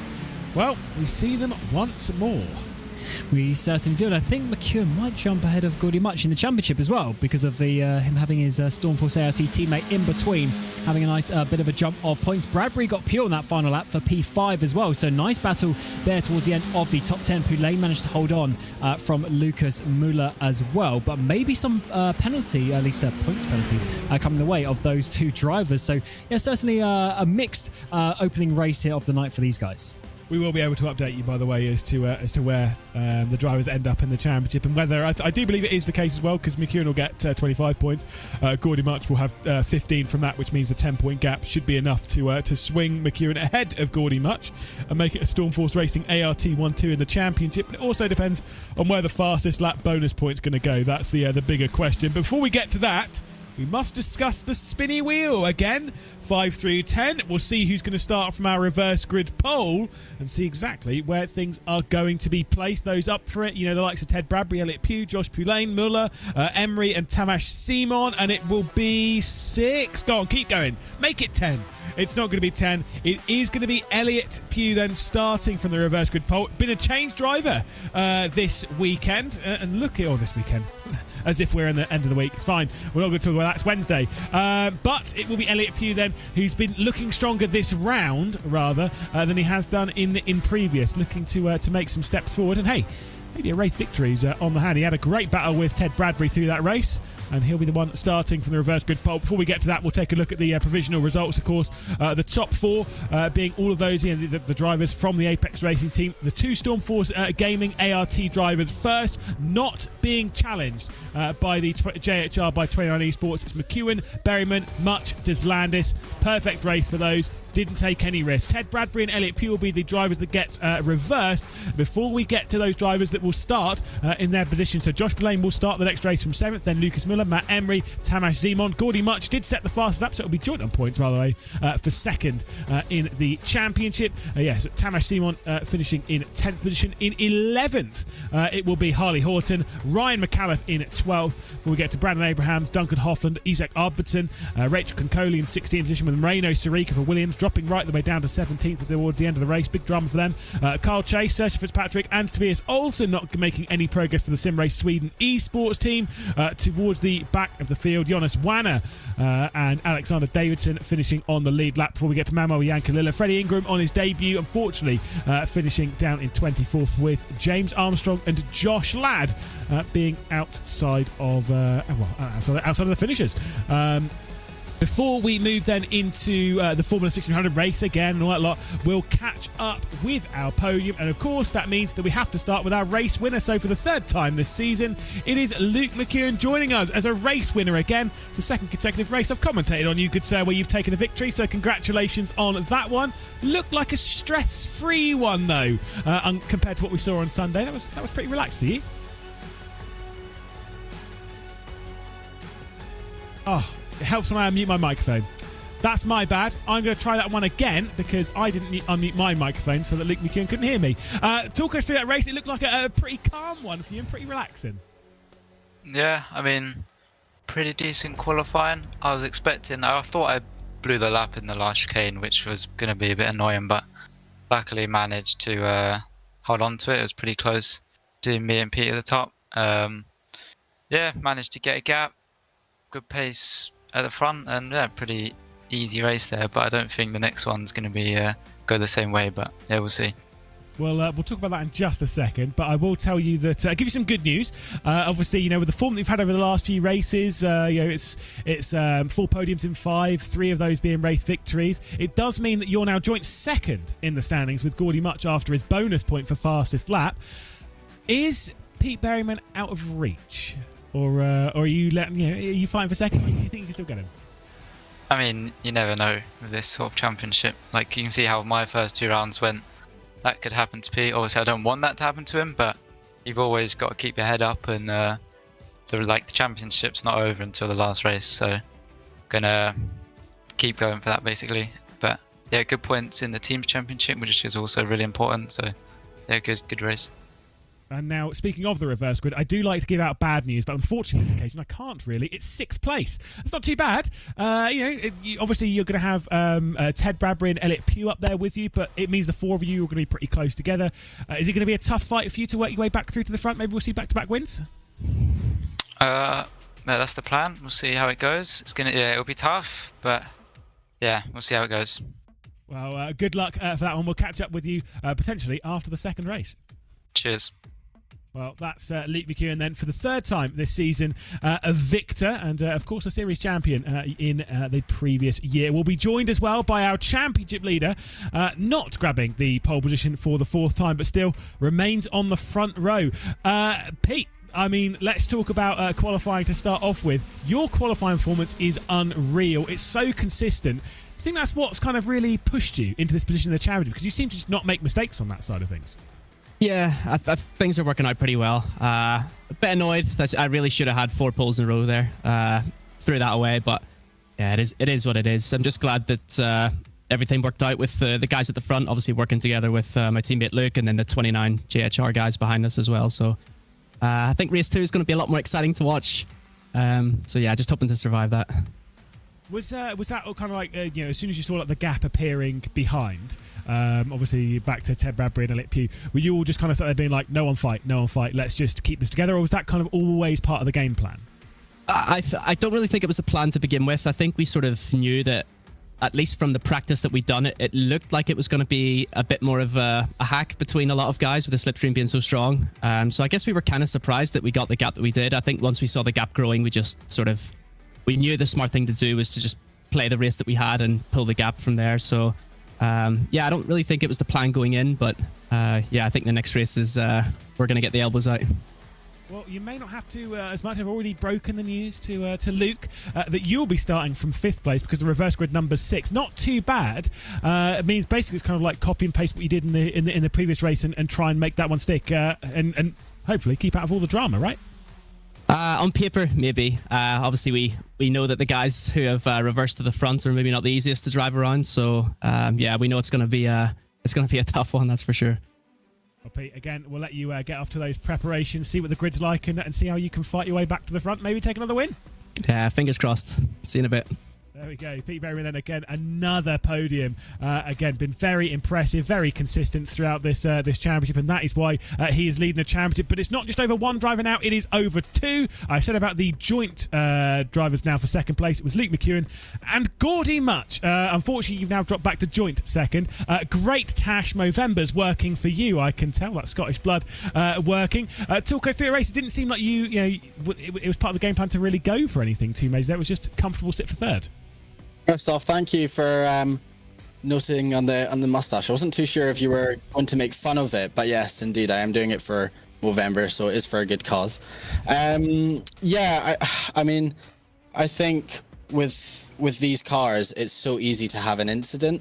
I think looking at the position that I was in, I knew, there was going to be a reverse grid. So come race 2, I'm going to be ahead of these guys anyway. So it's a bit like kind of like risk reward.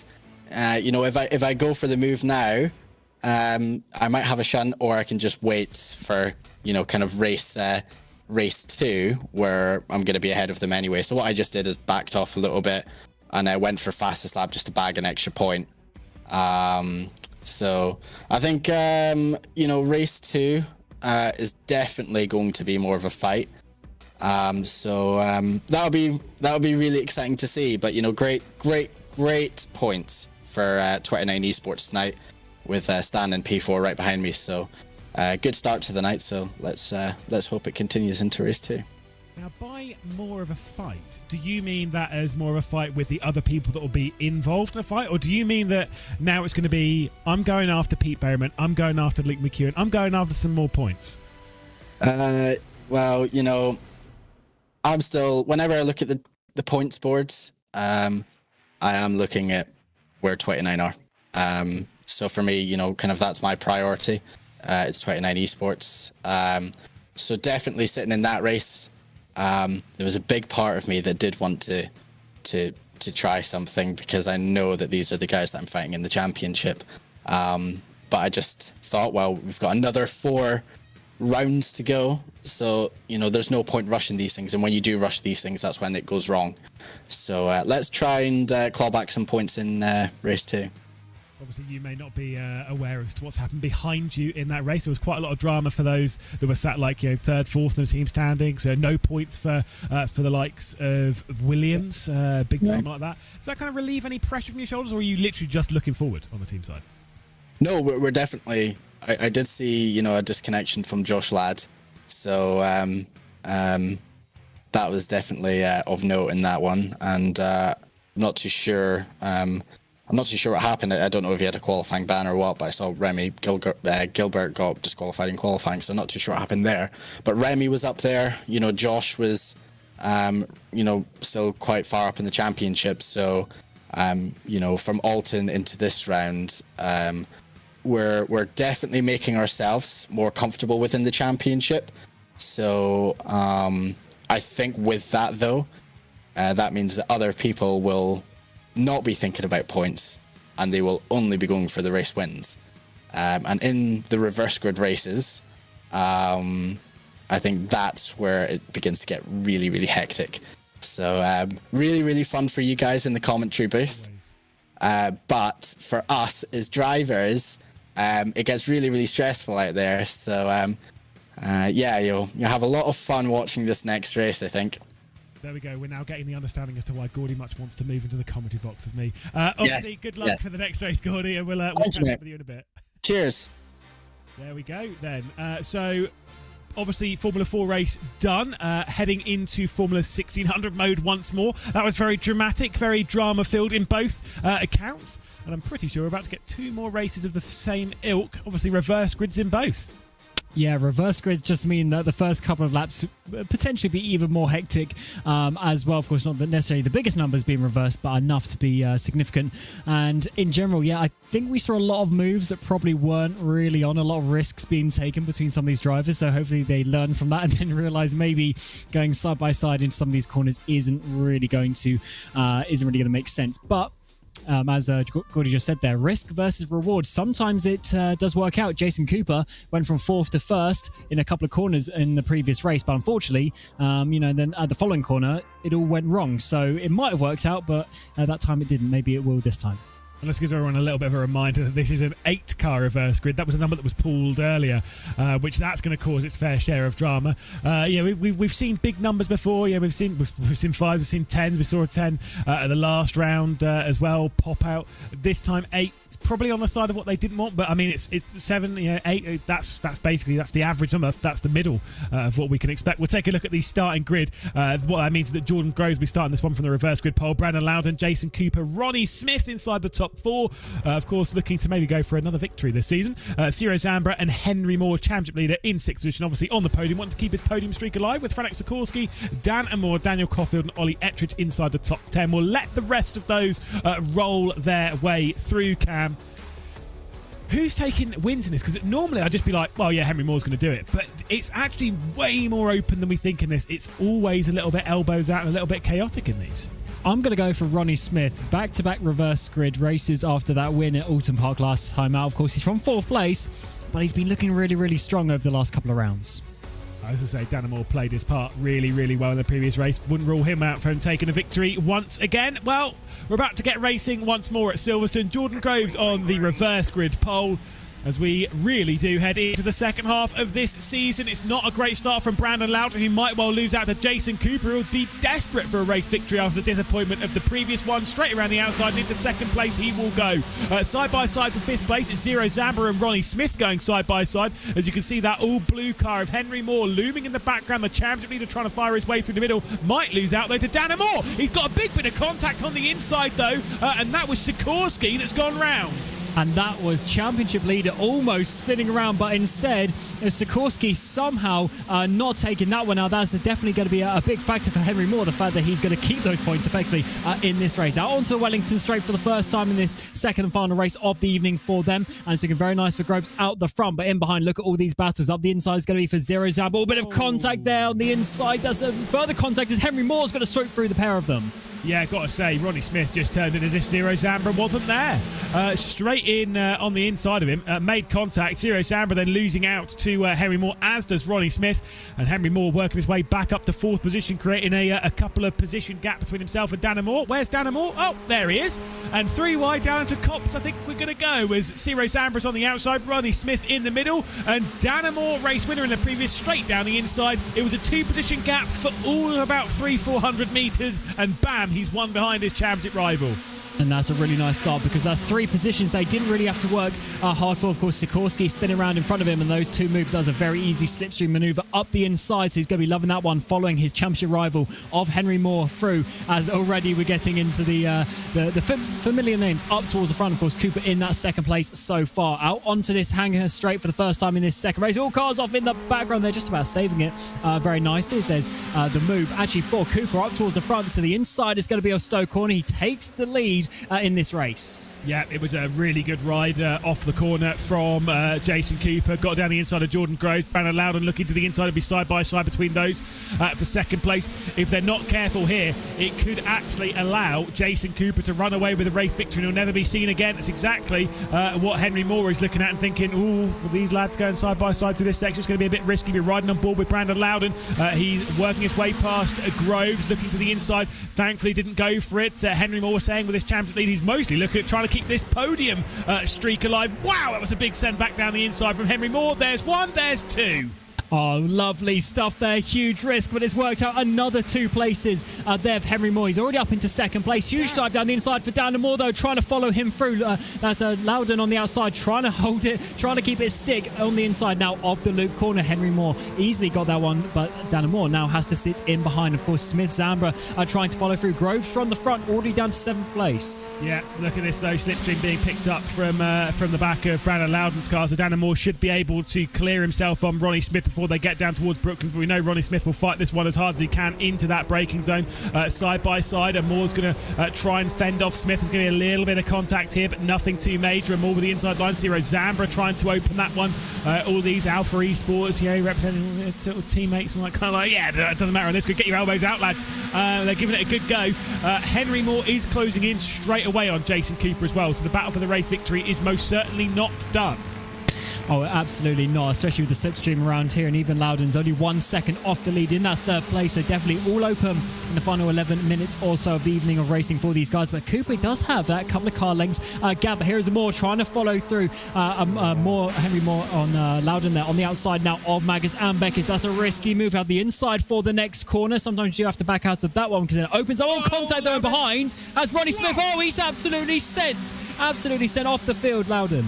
Yeah, and we salute him goodbye. Away he goes. Wow, that was a big old crash. And like you say, Loudon out there, Ciro Zambra out there, and Dan Moore sat there thinking, I'm glad that wasn't me. Anyway, straight after Henry Moore he goes. Plenty of side-by-side, though, as they head their way down into Stowe. Jordan Groves, Caulfield, Ollie Ettridge also knocking at the door for this. Groves around the outside of Caulfield. Look at Ettridge in that distinctive blue and orange car as well, trying to get himself involved in the mix as well. To the outside he'll go because Owen Whittle's trying to fire his way through. Wow, what an awesome race that we're having in many ways. Of course, loads of big crashes, but just crazy scenes here at Silverstone. So as you say, that's left Groves get back inside the top 5, and now Phelps gets the run on Cofield onto this front Sir Lewis Hamilton straight in towards turn 1 is going to be. Very easily the move has been made there. Phelps, so he's going to have to hold that around the outside. Here's the contact though with Smith, and it's actually Zambra there who got sent completely upside down. Of course, Loudon involved in Zambra. That's such a big crash, and it's a shame because oh no, yeah, of course he's one of those drivers who's sort of on the back foot a little bit in this championship, and there's more points lost. Yeah, obviously, that's kind of one of those ones where you look at it and think, I'm glad we're racing sim racing now, because that probably wouldn't have been too pretty. Obviously, racing on a direct drive, that's probably not going to help your thumbs if they're, especially on a Formula rim in a direct drive. It's why you kind of want like a normal circular rim if you're going to run a direct drive in a car like this, because when you do go over like that, yeah, that wheel can absolutely hurt your thumbs. Thankfully, that didn't seem to work on that occasion, so fingers crossed on that side. But yeah, we race the one of sim racing, so you can have a crash like that and then move on to the next one. All board with Henry Moore. Dan will join this fight, I have no doubt. There's only 1 second back to him, and I do suspect that Moore will be picking up the final little wisps of slipstream, and probably will take quite a lot of risk here to try and work his way back up this grouping. I think we'll have a 3-way fight, of course, between Cooper, Moore and Moore. And this is exactly what we saw in that first race as well. Henry Moore sitting there in that second place. Well, I guess it's the other way around now. Moore was first in that previous race, but you're top 2 at the front, just sitting there waiting. But what is Henry Moore going to do? In the previous race, we saw Moore make that move on the penultimate lap. Is Henry Moore going to wait that long? Because the longer he waits, the closer Dan Moore is going to be getting to the pairs. Yeah, it is going to be the opposite way around this race. He's going to go for it early doors. Cooper's going to have to lift off and let Moore through if he does want to lose time. And he certainly does so, because they want to make sure Moore doesn't get too close to this battle. In behind, there's all sorts of moves inside that top 10. Look, I think the top 2 have accepted the fact that Dan Moore is joining this fight, whether they like it or not. He gained a couple of attempts going through Maggotts, Beckers and Chapel, so that gap will absolutely come down. As we look back to Owen Whittle, you can see Aaron Mensah going side by side with Cam Knowles behind all of that, so clearly there's been a bit of drama for Owen Whittle going through Stowe. Was obviously involved in the fight, I think, with like Ed Hope and that like 9th, 10th in that kind of position. So dropping back down the order. But yeah, the top 2 would accept they were going to be involved in a fight with a third, so might as well try and take over the race lead. It was a look down the inside from Mac McFarquhar, and that was what sent Owen Whittle around. And was able to... whoa! That was scary. That was not a nice rejoin there in the middle of pretty much the fastest corner on the track. And yeah, very lucky that they got away with that one. But yeah, you're right, Moore already, just in half a lap since that move, has already caught up. Massive slipstream, and of course, fast driver. He was a couple of tenths faster on that previous lap as well, so that is looking very nice. In terms of his pace in this race, just needs to find a way through up towards the front now. Of course, it is Henry Moore leading. Cooper leading Moore, but in behind, look at all these drivers trying to battle now for this 4th place. Groves leading the way, Ronnie Smith in behind, but of course, Phelps, Cofield and Ettridge, and even Ed Hope just on the back of this. Yeah, certainly so. Bit of a big fight going on here. So this will be fun. Like I say, not for a podium position, but still 4th place nonetheless. Ronnie Smith, Phelps, Caulfield, Ettridge, like I say, Ed Hope. Lovely camera angle. At least you can see the wheel of Ronnie Smith. You can really see that force feedback that's going through his arm. You can see how much the arms shake. Can't see his facial expression, but still, at least we get that. Yeah, it's actually a nice angle to see that because for those who are a bit newer to the world of sim racing, especially top-level esports drivers, I mean, the equipment and the hardware that we have nowadays is absolutely awesome. And just look at the amount of force and the corrections that he's doing. And it's a bit difficult to realise, but there's a lot of force going through there. And to be honest, you can see he's sort of shaking the whole thing. I think that's why his camera's eventually gone downwards. It's definitely, you have to put a bit of effort in it. Also in these cars as well, when they're so sort of on the limit, you really need to be dancing that steering wheel. But now to the left-hand side, he's going to go on Groves, around the outside of Stowe. Loads of action in behind him as well. Can he make it stick? He's coming very tight there, but has avoided contact by just making sure he slips in behind. Yeah, certainly so, as we get the magic number of 6 involved in this fight, and another 6. There's 6 minutes left to go in this one, so we have 3 laps of racing left to have. You got your pick in the middle of all this. I didn't make a pick, so I'm going to go with one of the top 3. Sorry. No, obviously Ronnie Smith trying to fight his way back through into 4th place is ahead of all of this. Isaac Phelps, who was involved in an incident in the previous race. Danamore gets past Jason Cooper now. Jason Cooper's had a bit of a problem, I think. Jason Cooper's had a massive problem at Abbey. Was that with contact?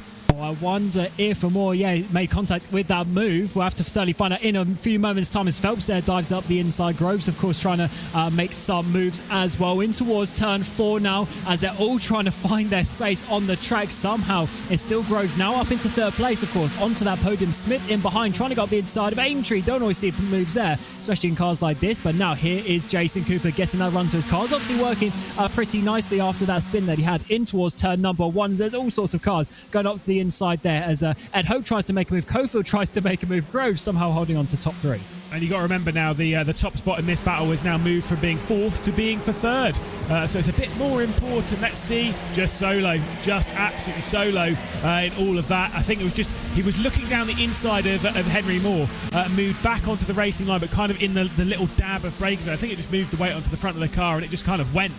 So a big shame for him, but it does mean that we've got a 2-horse fight for the race victory, and they will go toe-to-toe. And we will see if Danamore really does see a hero in Henry Moore. And I think the answer is no. It's crazy after all these battles and everything. It's the top 2 in the championship. They go side by side for the lead in the final few laps. So looking through, Magus Beck is now side by side. Cooper's just going to be able to hold on to that one. Round the outside for Smith, though. He's going to get past Groves up the inside in towards the final couple of apex there of the S's. And of course, Kofa is now going to lose all that momentum down this back straight. So Ed Hope should get a really good run. But also more, is he going to go for this move? Not quite yet. 4 minutes to go. I think with the position that Danamore is in, based on what happened in the previous race, I think he will absolutely wait until the last lap. I do not think he'll go for him even on the next one. Straight down the inside then, we see Caulfield, we see Groves. Ed Hope going out wide in the yellow highlighted car, now dropping back to 7th place. Isaac Phelps trying to find a way past him. Ollie Ettridge as well. This has gone from the magic number of 6 to 7. And that normally means that drama's on the horizon. And I would suspect we might well see some come a crop. Matt Farquhar and Matthew Crisp aren't exactly a million miles off the rear end of this train as well as right on board with Ed Hope. Nice. Everyone turn their head at 90 degrees to try and figure out what's happening on that side of things. Yeah, that's awesome camera angles, I have to say, that we're getting in this race. Absolutely loving it. But of course, great to see that they are participating in the Zoom call as we come in towards the braking zone, in towards turn 3 and 4 there, as the drivers try and find a lively piece of racetrack up the inside. Huge send there from Phelps up the inside of Cofield, as in turn they're going to try and get Groves in the inside now of Aintree, turn number 5. Almost a bit of contact between the two. Out onto this back straight, we're going 2 by 2, and it's going to be very tight in towards Brooklands. Yeah, I think we might have a bit of 3 wide in all of this as well. It depends exactly on what Ed Hope does. Tries going one way, but then that gets covered off by Isaac Phelps. There's the 3 wide down to the corner. That was always good. There was the drama that we were talking about. We ride on board with Isaac Phelps. I think it's all kicked off behind. Somehow, though, Ollie Ettridge and Ed Hope still remain on the racetrack, and I don't quite know how that happened. Yeah, it's a bit more of a brush, I think, than an actual push, though they just about got away with that one. It has spread out the group just a little bit, which is probably what we needed with a couple of laps to go. They were getting a little bit too tense there, especially into that turn 4. It's awesome scenes here. In towards Brooklands, we're going to see 3 wide. It's going to be that's Ettridge in the orange and blue car on the outside, Phelps on the inside, and wow, huge bit of contact, but they somehow got away with that. I've got to say, I think that was Ed Hope, kind of trying to pinch Isaac Phelps as close as possible to the inside. It just wasn't really going to work. and that's what sent him straight out to the side of Ollie Ettridge. But thankfully, they're all on the racetrack, and they have been now joined by Mac Farquhar and Matthew Crisp. So at least there is that to join them in the fight as we ride on board with Daniel Caulfield, who will be in the slipstream of Jordan Groves. So we've got a 2-car fight for first, a 2-car fight for third, and then literally the rest of the field now for the final spot inside the top 5. This is awesome racing here at Silverstone. Do love this track, and it's really working out quite nicely in these cars, giving us loads of action, loads of potential for overtakes. As now it's going to be the outside line for Caulfield. That's going to be the long way round if he makes it. All just turning a little bit tight, but Groves actually chunks the curb there, gets away with it, and Caulfield just has to hold him behind. But Phelps is really close to him as well. I think he's pretty much in a 4-car train as we come out onto this front stretch. Of course, Phelps, Ettridge just in behind, even Hope and McFarquhar joining the battles of Crisp just on the back of it. Well, we head on to the final lap of the race, the final 5.8 kilometres for the Formula 1600s to take around the Silverstone Grand Prix circuit.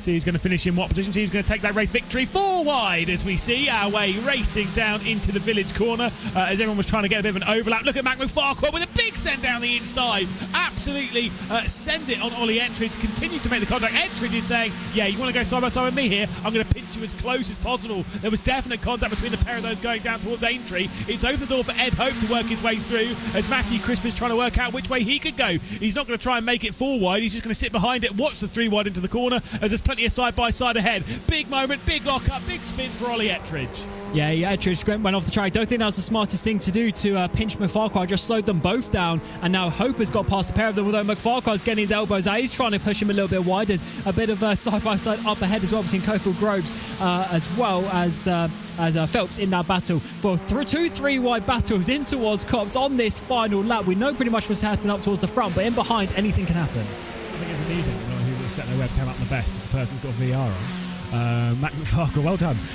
Of course, we are coming down to that final lap. We're coming down to the final run. There's plenty of battles here, but I think, Cam, Dannemore surely got to go for something now into Stowe. Yeah, he's got to absolutely send it. It's his championship rival. These are 7 points that might be so crucial when we get towards the end of the championship. Look at Moore holding it to the absolute right-hand side of the track. Yeah, let's see if Dannemore could do it then. So he gets to the outside looking for the clean sweep. Henry Moore pulls it to the apex, straight around the outside for the number 43. Dannemore is going to try and do it straight around the outside. He's got to commit once they get towards the brakes, but trust me, Henry Moore is not going to let this one slip through his fingers if he can. He's going to try and hang it there. They're side by side between the pair of them coming down towards Club. This is going to be a drag race towards the line as they head their way through the final corner out onto the Sir Lewis Hamilton straight. It's Henry Moore on the inside, it's Dannemore on the outside, and Moore's gone out wide. It's going to be a tight run between the pair of them across the line, and separated by pure thousands, I think, is Henry Moore taking his 5th win of the season.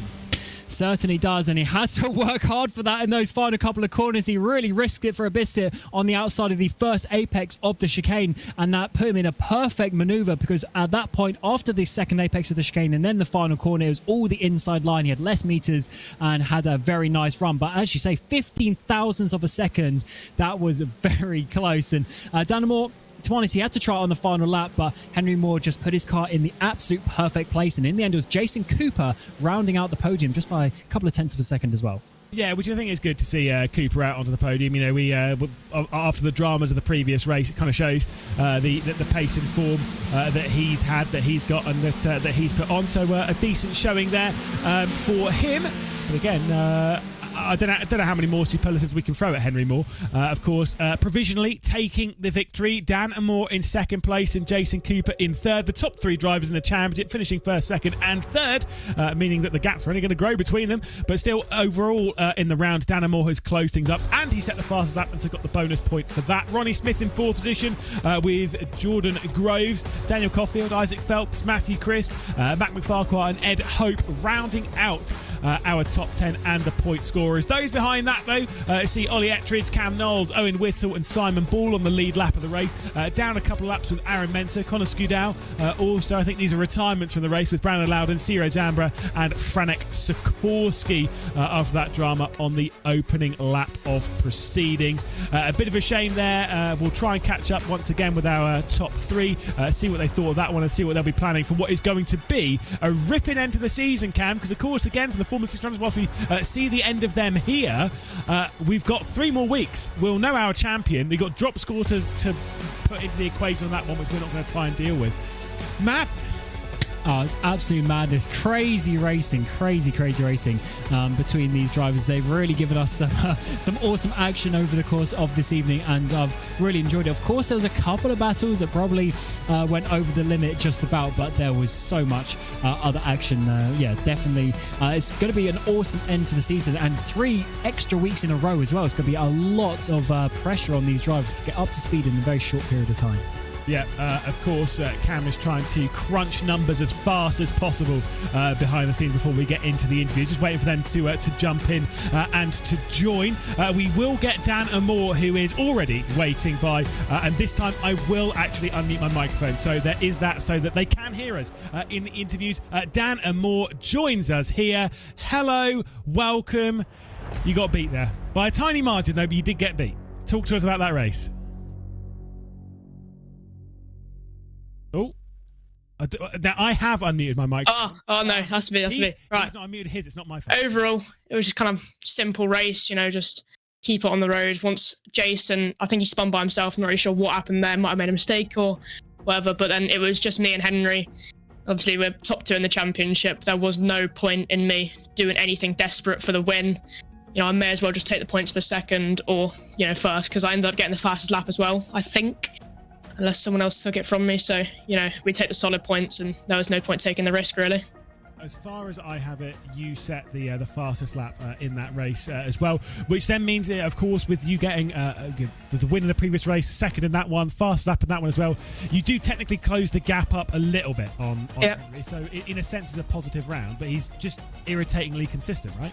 He is irritatingly consistent. That's the problem. Is I've had a couple of poor rounds, which will turn into my drops, and he can still afford some bad rounds, and I can't really. So I got to almost swap roles with him. Hope he has some bad rounds and keep scoring good points like he has. Well, next week it's the big drama round. It's Knock Hill. Oh no! It's its fair share of dramas. Is it one you've raced much before? Is it one you're expecting to go well at, to see a lot of drama at, maybe? Well, I'm hoping it'll go well. I don't actually own the track yet, so good sign. You know, gonna have to get a lot of testing in next week. I mean, from everything I've seen, it's a pretty exciting track. I don't think the toe will be that massive, but still come into play again. And I think it'll be a decent race, but pretty single file compared to this one. We'll have to wait and see. Dan, congratulations. Solid round. Thank you very much. And a second, and we'll see you at Knock Hill. You too. See ya. Perfect. Well, there was Dan Amore, but of course we have to be joined by our race winner, fresh off that back. It is this guy here. It is Henry Moore. Another victory. You can't help but pick him up every now and then. That was quite well judged, and a great battle between you and Dan Amore at the final phases. Yeah, it was a good fun fight. Dan's always clean, so yeah, I'm happy with the win from 6th on the grid. Obviously, it's not quite as impressive as if you did it at Knock Hill from 6th, but yeah, I'm happy with the win. You think that's going to be possible at Knock Hill? Obviously, it's going to be a very different round, different vibe at Knock Hill. You're going to be able to keep your podium streak up, which now gets to 10 races long. That's wild. Yeah, I mean, I'll do my best. There's not really anything you can predict before these rounds, especially going into Knock Hill. So, yeah, there's a few shunts, but we'll see what happens.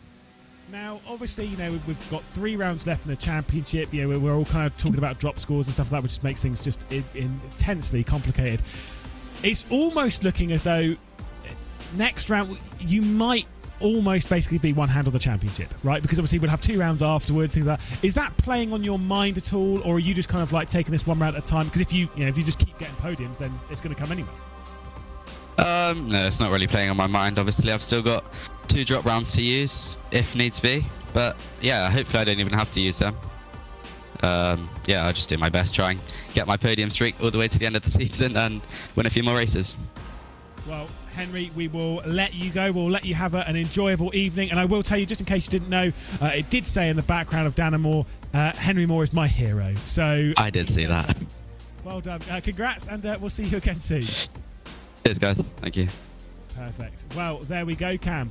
All of that being wrapped up on the Formula 1600 side of things, so we must prepare ourselves once more for the Formula 4s. By the way, Jason Cooper didn't join us for the interview, that's why we haven't got him, because I think he's had a bit of a stressful evening, which, to be fair, I think he's done well to get the results he got from in there, but he was in the middle of the wars for quite a bit of that. Yeah, he really had a difficult evening, didn't he? Obviously had the contact on the final lap, going for the race win, of course, in that first race, and then unfortunately spinning it from second place at that time in the second race. So difficult evening. He's obviously that driver this season who's had that pace, but hasn't quite put the results together in the same way. Henry Moore, I mean, look at the execution of his season. As you say, podiums across the board over the 10 races so far. So that is just an insane stat that we have to just, just want to say, admire, to be honest. It's a really good job to see someone just at the top of their game, really. Yeah, now I will bring into account the points, but again, these don't take into account the drop scores, so bear with us on that one, because I don't have a spreadsheet that can do it, but thanks Cam for putting them in. We can see that Henry Moore in the Formula 1600s is on 209 points, plays a 50-point lead over Dan and Moore, but of course Dan and Moore gains some of that back when it comes to the drop scores, so at least there is that will work out in his favour. But Henry Moore's just looking really strong on the championship side of things in the Formula 1600s. It's kind of the last point before we go into the British Formula 4. Do you think he can get beaten? To be honest, yeah. I think Moore can catch him, because when we saw the drop scores already being taken into account, it was just a 9-point gap before this round, and then Moore gained a couple of those points back. So top of my head is probably something about 5 or 6 points is the realistic gap between them. So I think Moore can do it, and looking how, I guess, controlled is probably the word. Like, he seemed very calm there in second place. He wasn't desperate to get past. I think he is playing the long game, and you never, especially Knock Hill next time round, you never know what's going to happen. If Henry Moore, as well as Henry Moore did always get taken out, didn't he, in that race with Sikorsky in turn 3 on the first lap. So I definitely think Moore has a big opportunity, and Henry Moore can't, relax at this moment. I can actually see, because they've updated it thankfully on the website. I can see what the points are at the moment with the drop scores, which is 133 for Henry Moore, 128. So you're absolutely right, by the way. It is a 5-point advantage. The thing is, though, because of how consistent Henry Moore's been, he can afford to make way more mistakes. Probably not so in the next round, but in the final 2 rounds. If he gets to the next round with a couple more podiums, he can afford to make so many mistakes over the last 2 rounds that he's not actually going to lose that much. Meanwhile, it's the exact opposite for Dan and Moore. He can't really take any risks because he's already had a couple of those bad rounds. Now, let's move things on to a championship which requires no drop scores and no crazy maths and no big drama. Let's move our way back into the preparation for the British Formula 4 Esports Championship. We've had qualifying, we've had our first race, and it was a race victory for Luke McEwen. Of course, now he moves into joint second in the championship, but as we get ready for this reverse grid race, the number is 6, which means it's going to be Elliot Pugh starting from that reverse grid. Ted Bradbury's going to be up there with him. Do you think it's going to be one of those Apex Racing drivers taking the victory? I know, again, they're all fighting for their own cause, but it's going to be tight. I think realistically, yeah, because they've only got 1 car ahead of them.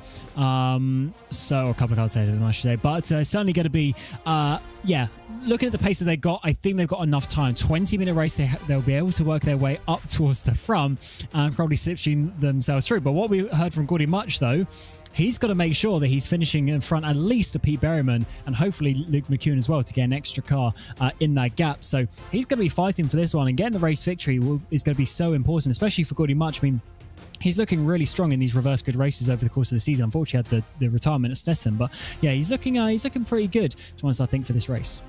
Yeah, I mean, I will say, we kind of brought this up with Gordy, and I didn't bring it up in that interview, but I am going to bring it up now, because again, I don't believe in the commentator's curse, so I don't care.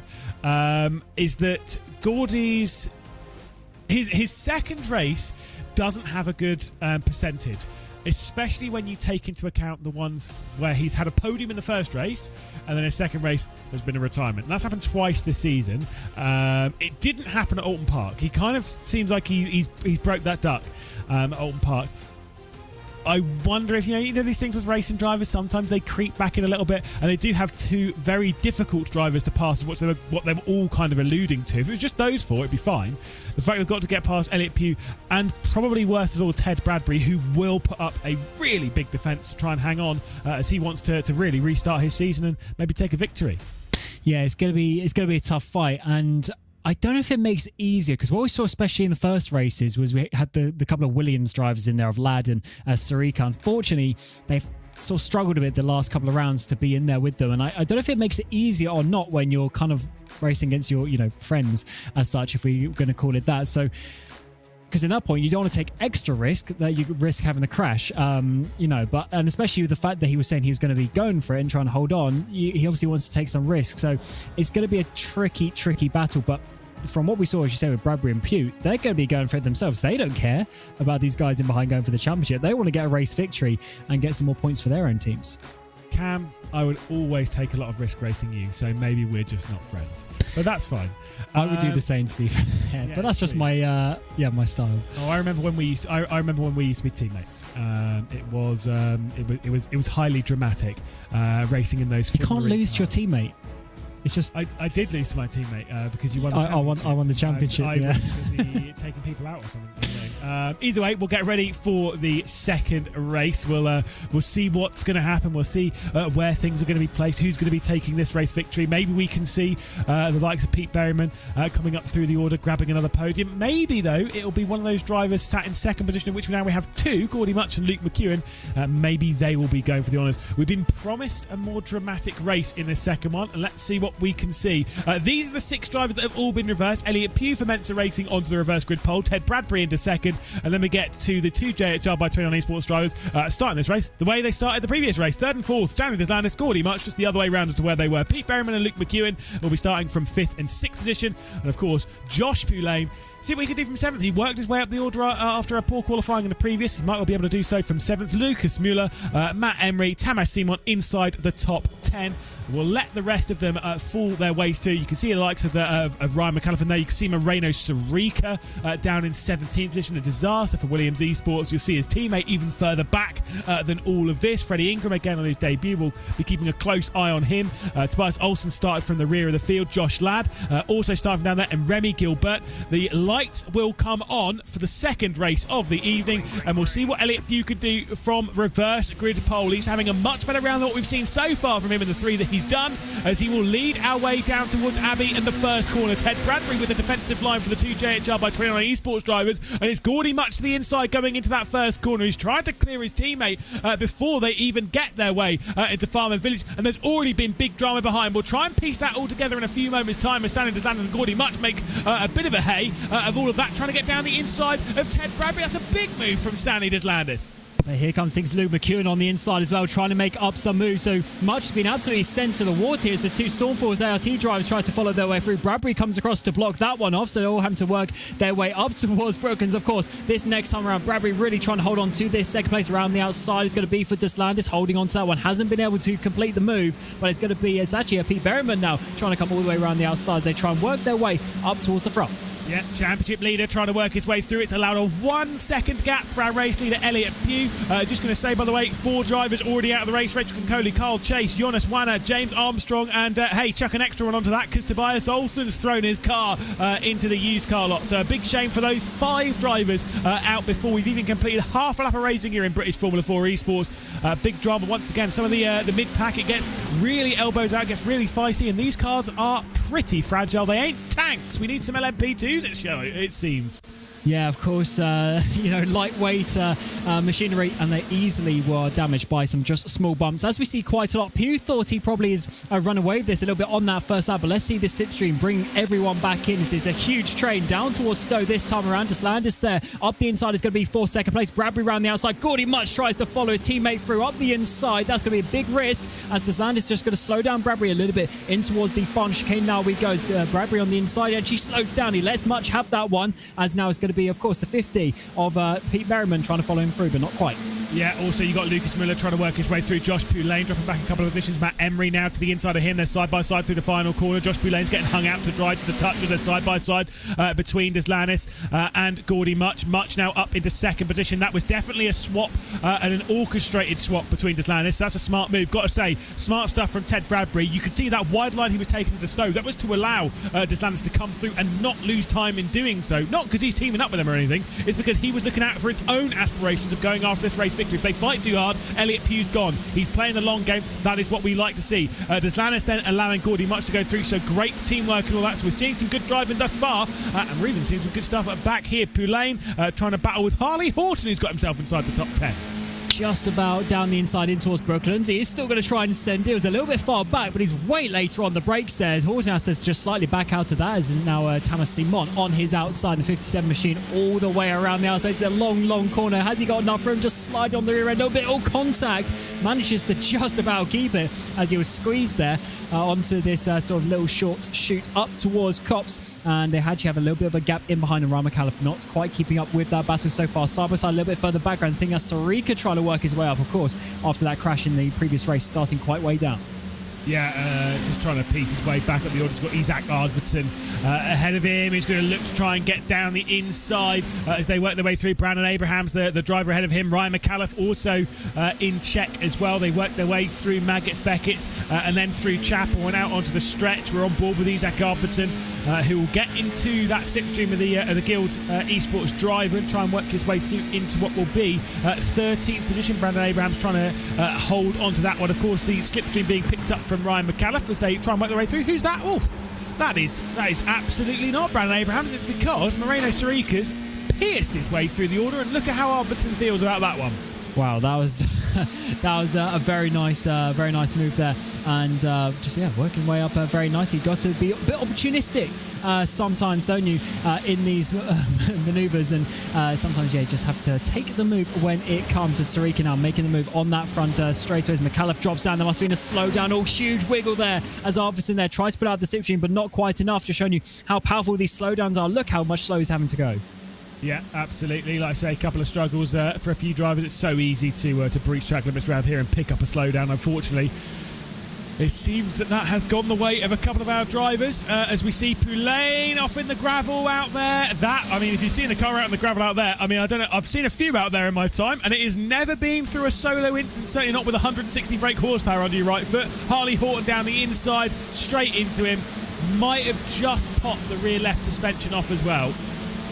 Yeah, not a lot he could do after that contact. It seems, especially as the car was turning right when he was obviously turning left. So yeah, obviously some suspension damage or something. Spinning that car around, not putting it in the right direction. Is a big shame though for Poulain, who once again has some troubles as this season progresses on. Here's Abrahams though, trying to make the move with Ardverton up the inside. No, it's not good. It's actually going to be Ardverton. That was a huge defensive line, I should say, in towards Cops. He's not letting anyone through as they try and follow Sarika down to try and then go into down towards Simon for that top 10. But here is a replay of the start. Yeah, just seeing a couple of differing lines on the start, and we'll see some of the drama into that first corner. Obviously, you've got Carl Chase, you've got Rachel Concoli, you've got Sergio Fitzpatrick ahead of all this. It's Rachel Concoli that's ahead, actually, sorry. Sergio Fitzpatrick was the one that went out wide. Just one car losing it, and everyone else being picked off into this. This is, though, for the race lead. Elliot Pugh trying to hang on from Gordy Much, Stanley Deslandis, Ted Bradbury, Pete Berryman, Luke McEwen, all separated by one big old second. And this is, as you say, Lewis, the big 6-car battle, as it looks to be very nice here in the second race at Silverstone. Bradbury there trying to make a move around the outside with Deslandis in towards the far in the corner. That's going to be brave. And I think Deslandis there should just... Actually, no, he's giving him room there on the outside. So this is going to be the outside line once again for the Altus driver in towards turn 1.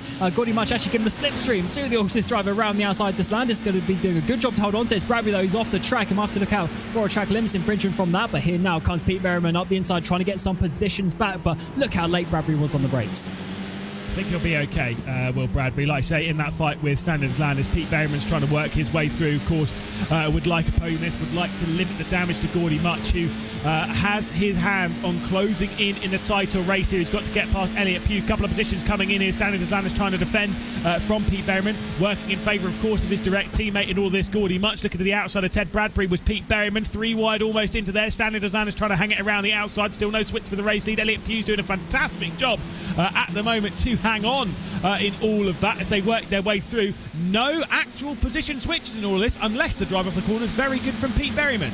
Yeah, it's just really good racing side by side for multiple corners now. You actually saw on his webcam, he's looking physically to the right-hand side of his sort of ultra-wide or triple screens setup to really use the advantage of those to see where Deslandis was. But Deslandis has been able to hold on to that eventually over the course of a big fight for a few extra corners. And this is very crucial, of course, for Berryman for the amount of positions in between him and Gordy Much, who are on board with now as he tries to get past Elliot Pugh up towards the front, as this is awesome battles and is turning into an even bigger fight. Muller and even Matt Emery have got on the back of this one, but what can Much do now on this back straight as we've got Pugh just defending hard to the right? Got to say, Gordy Much is going to try and work his way through here. Elliot Pugh's doing a fantastic job. Just to give you a little bit of a shout out to where some of these drivers are skill-wise, Elliot Pugh's got 6.6k worth of iRating. Oh, that was naughty. He squeezed off Gordy Much, who's given him a slowdown. Oh my goodness me. Yeah, Gordy Much will be furious, and I can truly understand that. Got absolutely squeezed off by Elliot Pugh. I was about to start singing his praises, but for Gordy Much, that has been a disaster. He's done so much work, and he will be fuming.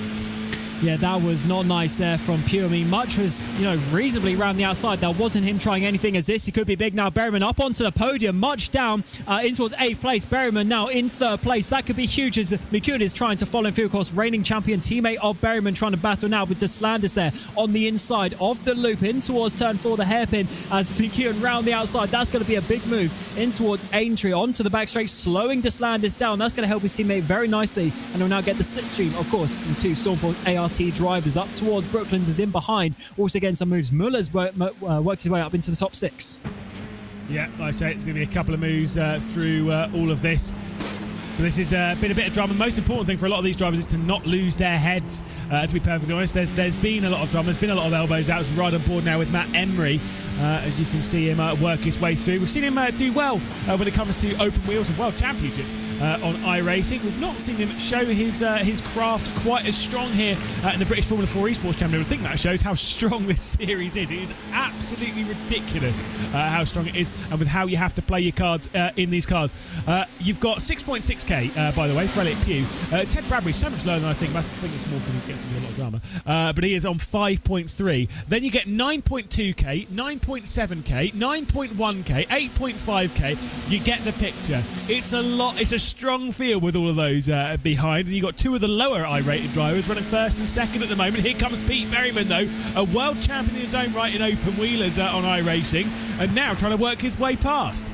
Around the outside is going to be big risk. We saw this for Gordy Much not working out, being pushed off of the off tracks. He's given the room actually, and now might have a run onto Pugh in towards the final corner. Round the outside it's going to be, can it be 2 for 1 for Pete Berryman? No, he just backs out of that one, knows not to take the risk. This time round as McEwen now tries to follow him through on Bradbury. Now Deslandis diving up the inside of him in towards the final corner, just having to back out of that one because we've seen what happens when you go side by side there in towards turn number 1 now. They are nose to tail. Any little mistake though, and any of these drivers are going off the track, but they're keeping it just about clean. But this is absolute chaos. Gordy Much we've got a Much sandwich with some Veloce Vex bread. Someone off there over the side. Harley Horton will be the one out there. This is getting very chaotic. Cam, I say 6 is the magic number. And there's been contact. Was that between the teammates, or was that Stanley Deslandis being sent from Lucas Muller? I think it was Lucas Muller who made contact. I'll take it back. It definitely wasn't a teammate, but Deslandis was absolutely nowhere to go. Lucas Muller down the inside. It's given a couple of positions back to Gordy Much. I was about to start asking the questions as to when the drama was going to come, but we got the answer almost immediately. Yeah, they're batting so much at the front. Everyone is just pushed towards the front, a concertina effect. And let's see how this one is. It's Deslandis on the outside, Muller on the inside there, the 2 white machines. There's actually a bit of a 3 wide situation with Simon. I think that was up the inside of them. 3 into 1. It doesn't work. And unfortunately, Deslandis there just getting punted out to the side. It's a big shame for the 2 JHR cars because both of them being pushed out when it wasn't their fault in the same race. Yeah, now this is what I was going to ask you. So for Pete Berryman behind Elliot Pugh, obviously he would have absolutely seen and probably heard over the intercom at the Apex Racing facility as to about that incident between Gordy Much. Do you think he will race Elliot Pugh slightly differently, knowing that has happened to Gordy, his championship rival, and think actually maybe he's not going to take that much risk in getting past? He'll try and get through, but not around the outside where he can get a slowdown. Yeah, I'd be surprised if he tries to risk it, but let's see. It might be his opportunity this time round. Up towards Stoke Corner, he goes very, very wide to try the long way round it's going to be. Is he going to keep it there? No, he tries the up and under. That is lovely there by Pete Berryman. Down in towards the chicane. Pure on the inside defending for this race victory, but can Pete Berryman, your championship leader, go all the way around the outside? No, once again, he just backs out of it on that second chicane. He knows he doesn't want to take the complete 100% risk, but now comes Luke McEwen 3 wide in towards the final corner. This hasn't worked, but the 2 teammates make it do so. Yeah, Yeah, look at Ted Bradbury. He's not going to try and fend one down the inside going into the first corner. So McEwen will drop back behind his teammate. Ted Bradbury in there, Matt Emery in there, Gordy Much as well. The top 6 separated by just a single second. 7 minutes and 30 seconds left to go. 4 laps of racing around the Silverstone Grand Prix circuit. It was a big success when British Formula 4 came here in the real life. And it's because you can make some big moves like this. Ted Bradbury straight down the inside of Luke McEwen, opening the door behind as Gordy Much makes the same on a Matt Emery. And it might well be a couple of positions for Gordy Much here, because he might be able to clear McEwen as well. That was an absolute send there by the Altis driver, and as you say, giving him a perfect opportunity for the likes of Gordy Much to come and follow him through in towards Brooklands. Now we are 2 by 2. Are they going to make it through there? Very tight between all of these drivers. Bradbury just holding on to that. Gordy Much around the outside. This will be 4th position if he can make it in that JHR machine. He's going to be squeezed out just a little bit there by Luke McEwen as he come out up through Woodcote, and of course got the 2 Veloce Vex drivers in behind trying to follow their way through. Absolute crazy scenes of Berryman to the outside of Cops. Oh, maybe not just going for that one just yet. Berryman just pulls back in as Pugh holds on very nice. I tell you what, he's having an awesome race over the course of these 2 races. And now Berryman side by side in towards Magus. That is huge risk there, considering what we saw earlier with Much being pushed out. Pugh is putting his car in all of the perfect places, really getting his elbows out, being in that aggressive position so far, and is actually opening up just a little bit towards the front there. So to be honest, we're going to see if he's actually going to risk this all the way towards the front. Yeah, let's see if he tries this once more. Round the outside is going to be in towards Stoke Court. He's tried this last time, went for the up and under. Can he do it again? It might just be the move in towards the chicane. 3rd time, 3rd lap in a row. He's going to go to the outside in towards the Vale chicane. He's backed out of it each time around, and this time I think he might have to just go for it, but no, he pulls it in once more. Yeah, we'll see what happens in this battle then. Pete Berryman trying to work his way through into 2nd place. He's in 2nd place now. He's trying to work his way back up into the race lead. They've got all the side-by-side behind all of this. This is the move towards the exit of Abbey. This is not really going to work. A little bit of contact between the pair of them. Ted Bradbury trying to work his way back into this one as they work their way through. McEwen will probably try and fight his way through and all this. Obviously, he's looking to try and close up on the championship lead as well. Straight out wide, pushing nearly was Ted Bradbury, getting past Pete Berryman. Big snaps of oversteer. I'm looking at this thinking, Cam, there's going to be some big drama between this grouping. Oh, there is going to be huge drama. I don't know how there wasn't contact and Berryman there being sent out by Deslandis. McEwen, he tries to bomb draft his teammate, getting every single kilometre an hour he can out of that car. Round the outside is going to be for your championship leader. How much does he want to fight this? Yeah, he does actually. Up the inside of Luffield is going to be Bradbury gets sent out, so McEwen now should potentially be up onto the podium. Bradbury might get a bad exit, but here comes Gordy Much on the inside. That might be a double move if he can get Bradbury. Yeah, there's going to be a lot in this. Let's see. Gordy Much with the inside line. Matt Emery back involved. We ride on board with the JHR by 29 Esports driver. Looking to the inside of Ted Bradbury. Fends off Matt Emery, working their way through Cops. 1 second now between the top 4. There's going to be 2 laps to go of this. It's 2.5 from this point. And like I say, I'm seeing that someone is going to pay a hefty toll in this fight. I do not know as to which driver it will be. And I really hope it's not going to be one of the top 3 in the championship, because that would be very sad indeed. But unfortunately, sometimes that comes out that it is them, because they're the ones who they're trying not to risk it, and it's someone else, the likes of Bradbury or Pugh, who are just trying to get on the podium, get on a race victory. It's a bit of a different story for them over the course of this championship. Much there sitting in that 5th place, of course, went down to 8th at one point after being pushed off, trying to work his way back up. We're inside the final couple of laps already in this race. It's absolutely flown by, but as we are, Elliot Pugh still holding on for the race lead. He's got Berryman and McEwen in behind for the 2 Stormforce ART cards, and of course Bradbury and Much rounding out that top 5, but I do not think we're going to be finishing in this order.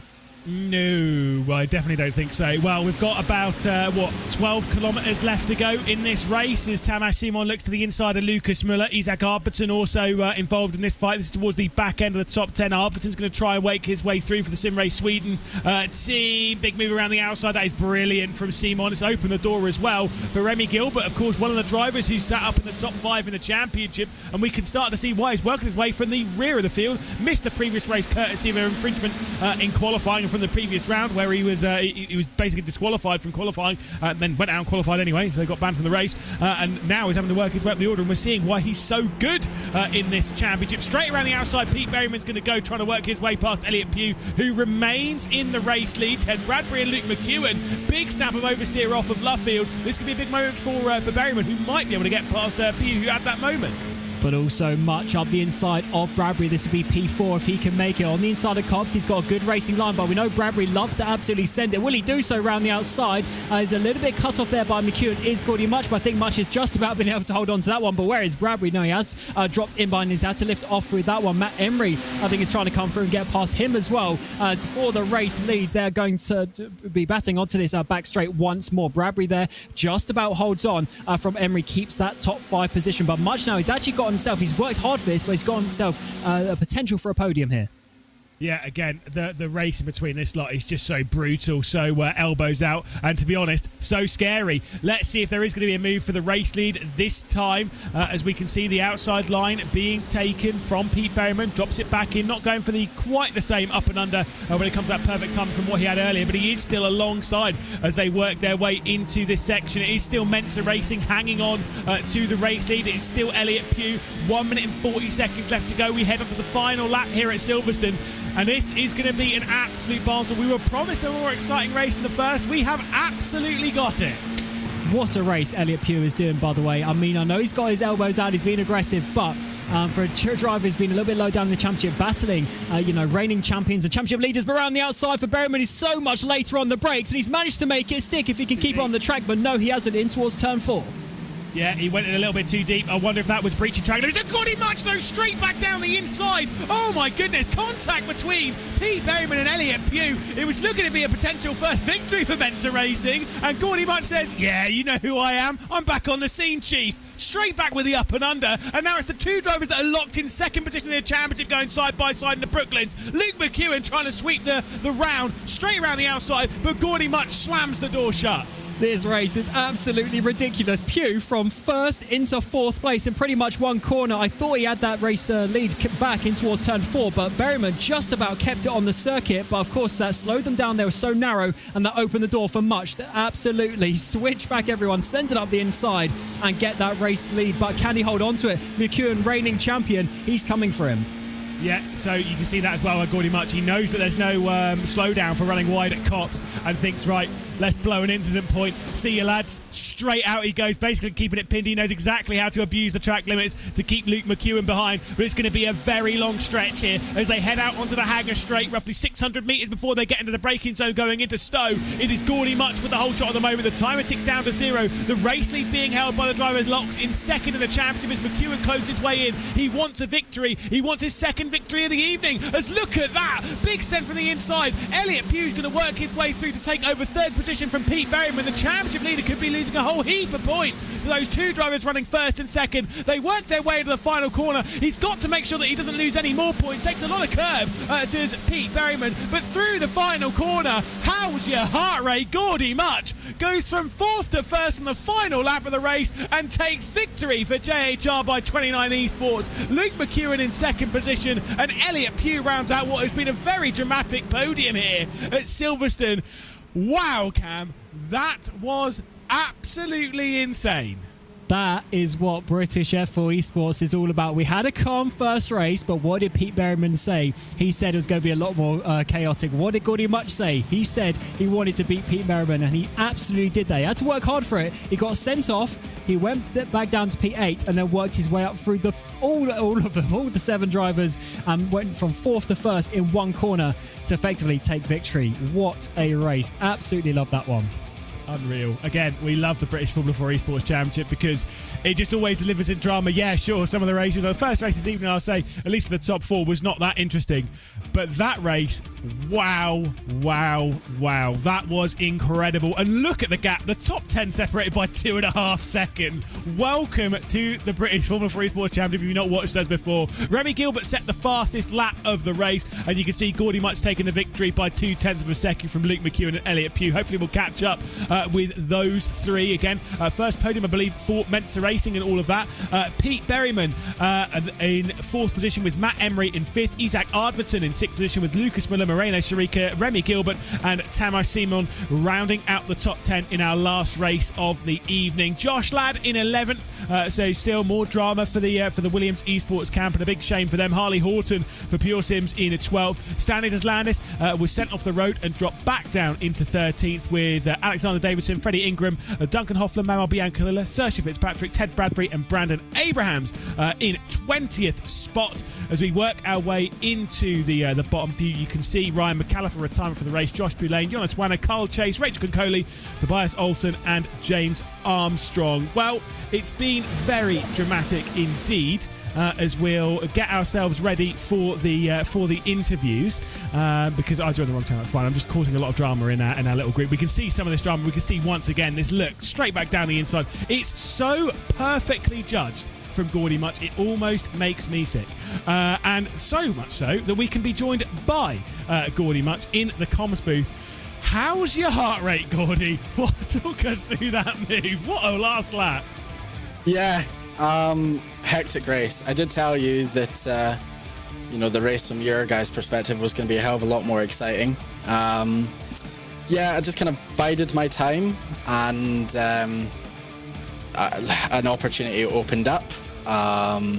So, I mean, I almost had the lead much earlier on in the race, and I feel that Elliot's defending was totally over-aggressive. I think he realised at a certain point that I was about to make it up round the outside of him, and he just straightened his wheel and pushed me totally off the track, and it gave me a slowdown. Lap before that as well, there was 2 or 3 points where he almost took off my front wing, and I'm pretty sure that was his intention, but he failed on that, and I managed to pick my way. I've dropped back to P8 at one point, managed to pick up the win on the last lap. So yeah, that was hectic, I think I need a few days until the heart rate comes back down. I was going to say, how hard is it? Obviously, when you had that moment where Elliot Pugh kind of squeezed you off the road, and then you got the slowdown, you dropped back. How hard is it to kind of keep yourself relatively calm in there and not let the red mist take over, not let the anger take over, not lose your head? Yeah, I mean, don't get me wrong. I was definitely pretty emotional by that point, and I dare say we're quite lucky that we haven't got live mics in this series, because I'm not too sure how much of my language was actually clean at that point. But I think very much so you need to get your head back into the game and put yourself into a good position again, because as soon as you're dwelling over what's just happened and incidents that have just occurred that have set you back, that's at the point where it's more likely that you're going to have another incident where you're going to be at fault, because you're the one that's kind of hot-headed and frustrated, and trying to make back all the time that you've just lost in one lap in one corner. I knew I still had the rest of the race to go. I was lucky when the incident happened, but yeah, that slowdown definitely set me back. Until the last lap. So, I mean, fun race, but just not a fan of the way. Like, I get Elliot 100%. He wants to get a win, and he was putting up a very good fight. Fair play to him, but I just don't overly agree in the manner in which he was defending, because it was putting other people's cars and just running people off the track into slowdowns, and yeah, I mean, that stuff's on purpose. So not a fan, but either way, happy to get the win. Well, let's talk positives, at least in all of that. You're now on 4 consecutive podiums. The record is 5. It was set by Pete Berryman last season. Obviously, he's already got 4 consecutive podiums this season. You're closing in on it. It's only 18 points between you and him. And not only that, the place that you can continue that podium streak is next round at Knock Hill. You're going to the homeland, of course, up to Scotland. What are your thoughts about going racing there? Are we going to have a good fun one there? It's going to be crazy. Going to be maybe a Gordy Much clean sweep of the round? let's see. What do you reckon? Should I rock up with a kilt for the next round? Oh yeah. Yeah. I mean, have something on underneath though, just in case, because no one wants to see that. Better ventilation.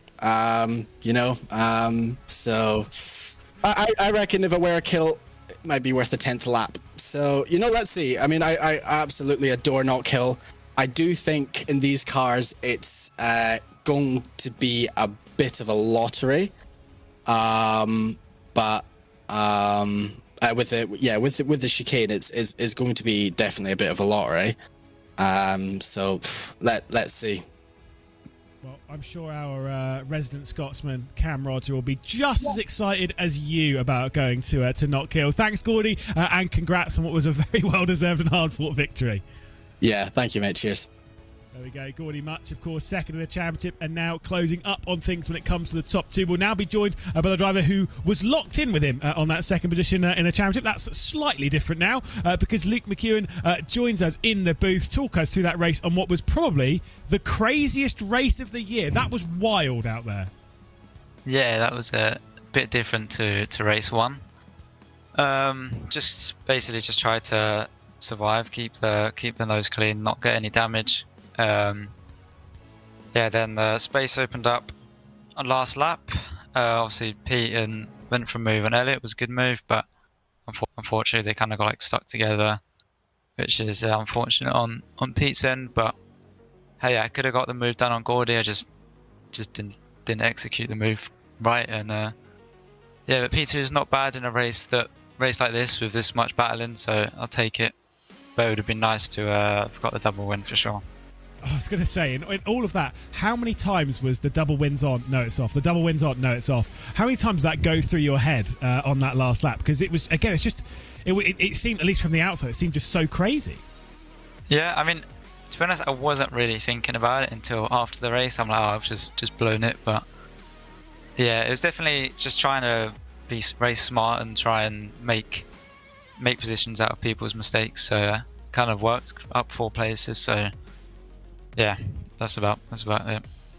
The next round we're going to Not Kill, a racetrack which, if memory serves, you struggled with in the first race and then got a win in the second. I can't remember if there was any drama ever last season.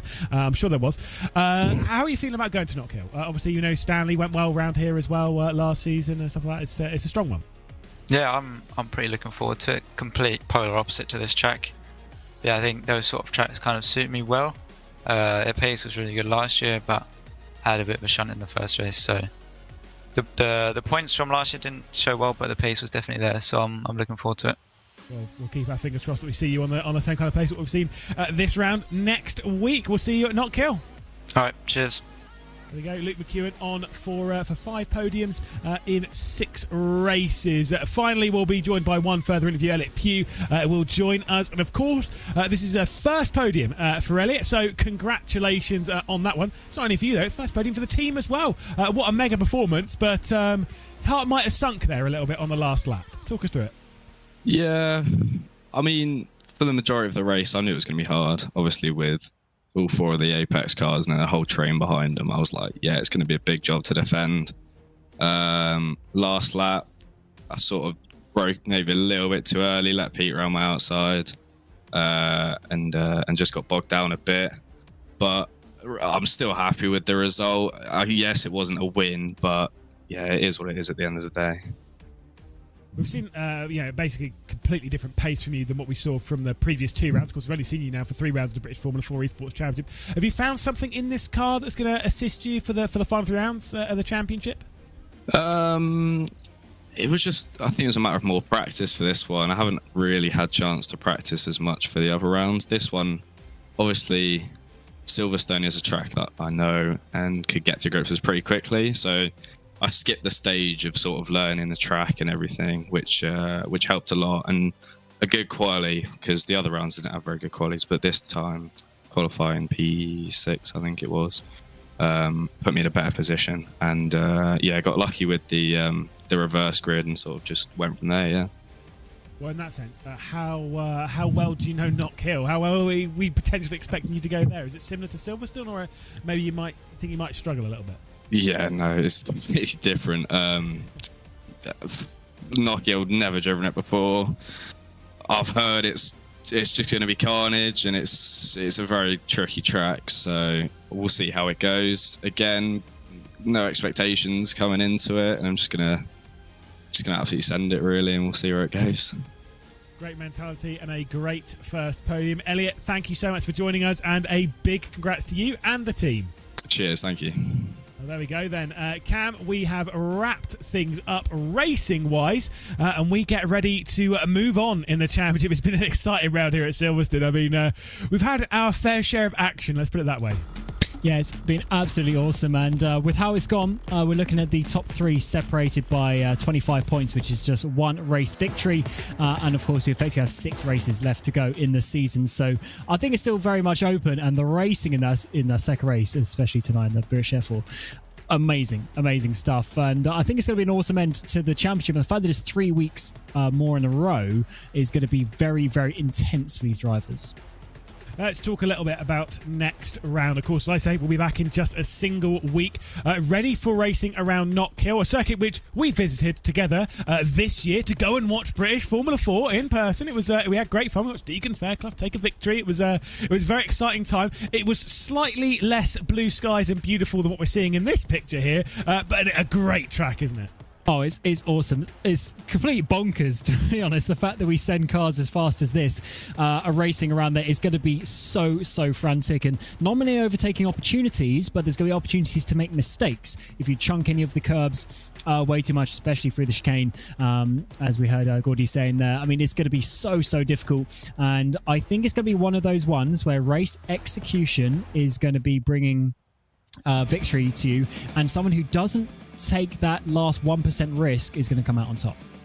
Well, that is certainly what to expect for a week's time. For us here, though, that wraps things up for the British Formula 4 Esports Championship. Of course, we've got to give a massive thanks to Hugo Luis and RaceSpot for bringing us the broadcast. Got to give a big thanks as well to Base Performance Simulator and the official partner of the British Formula 4 Esports Championship in Wave, Italy.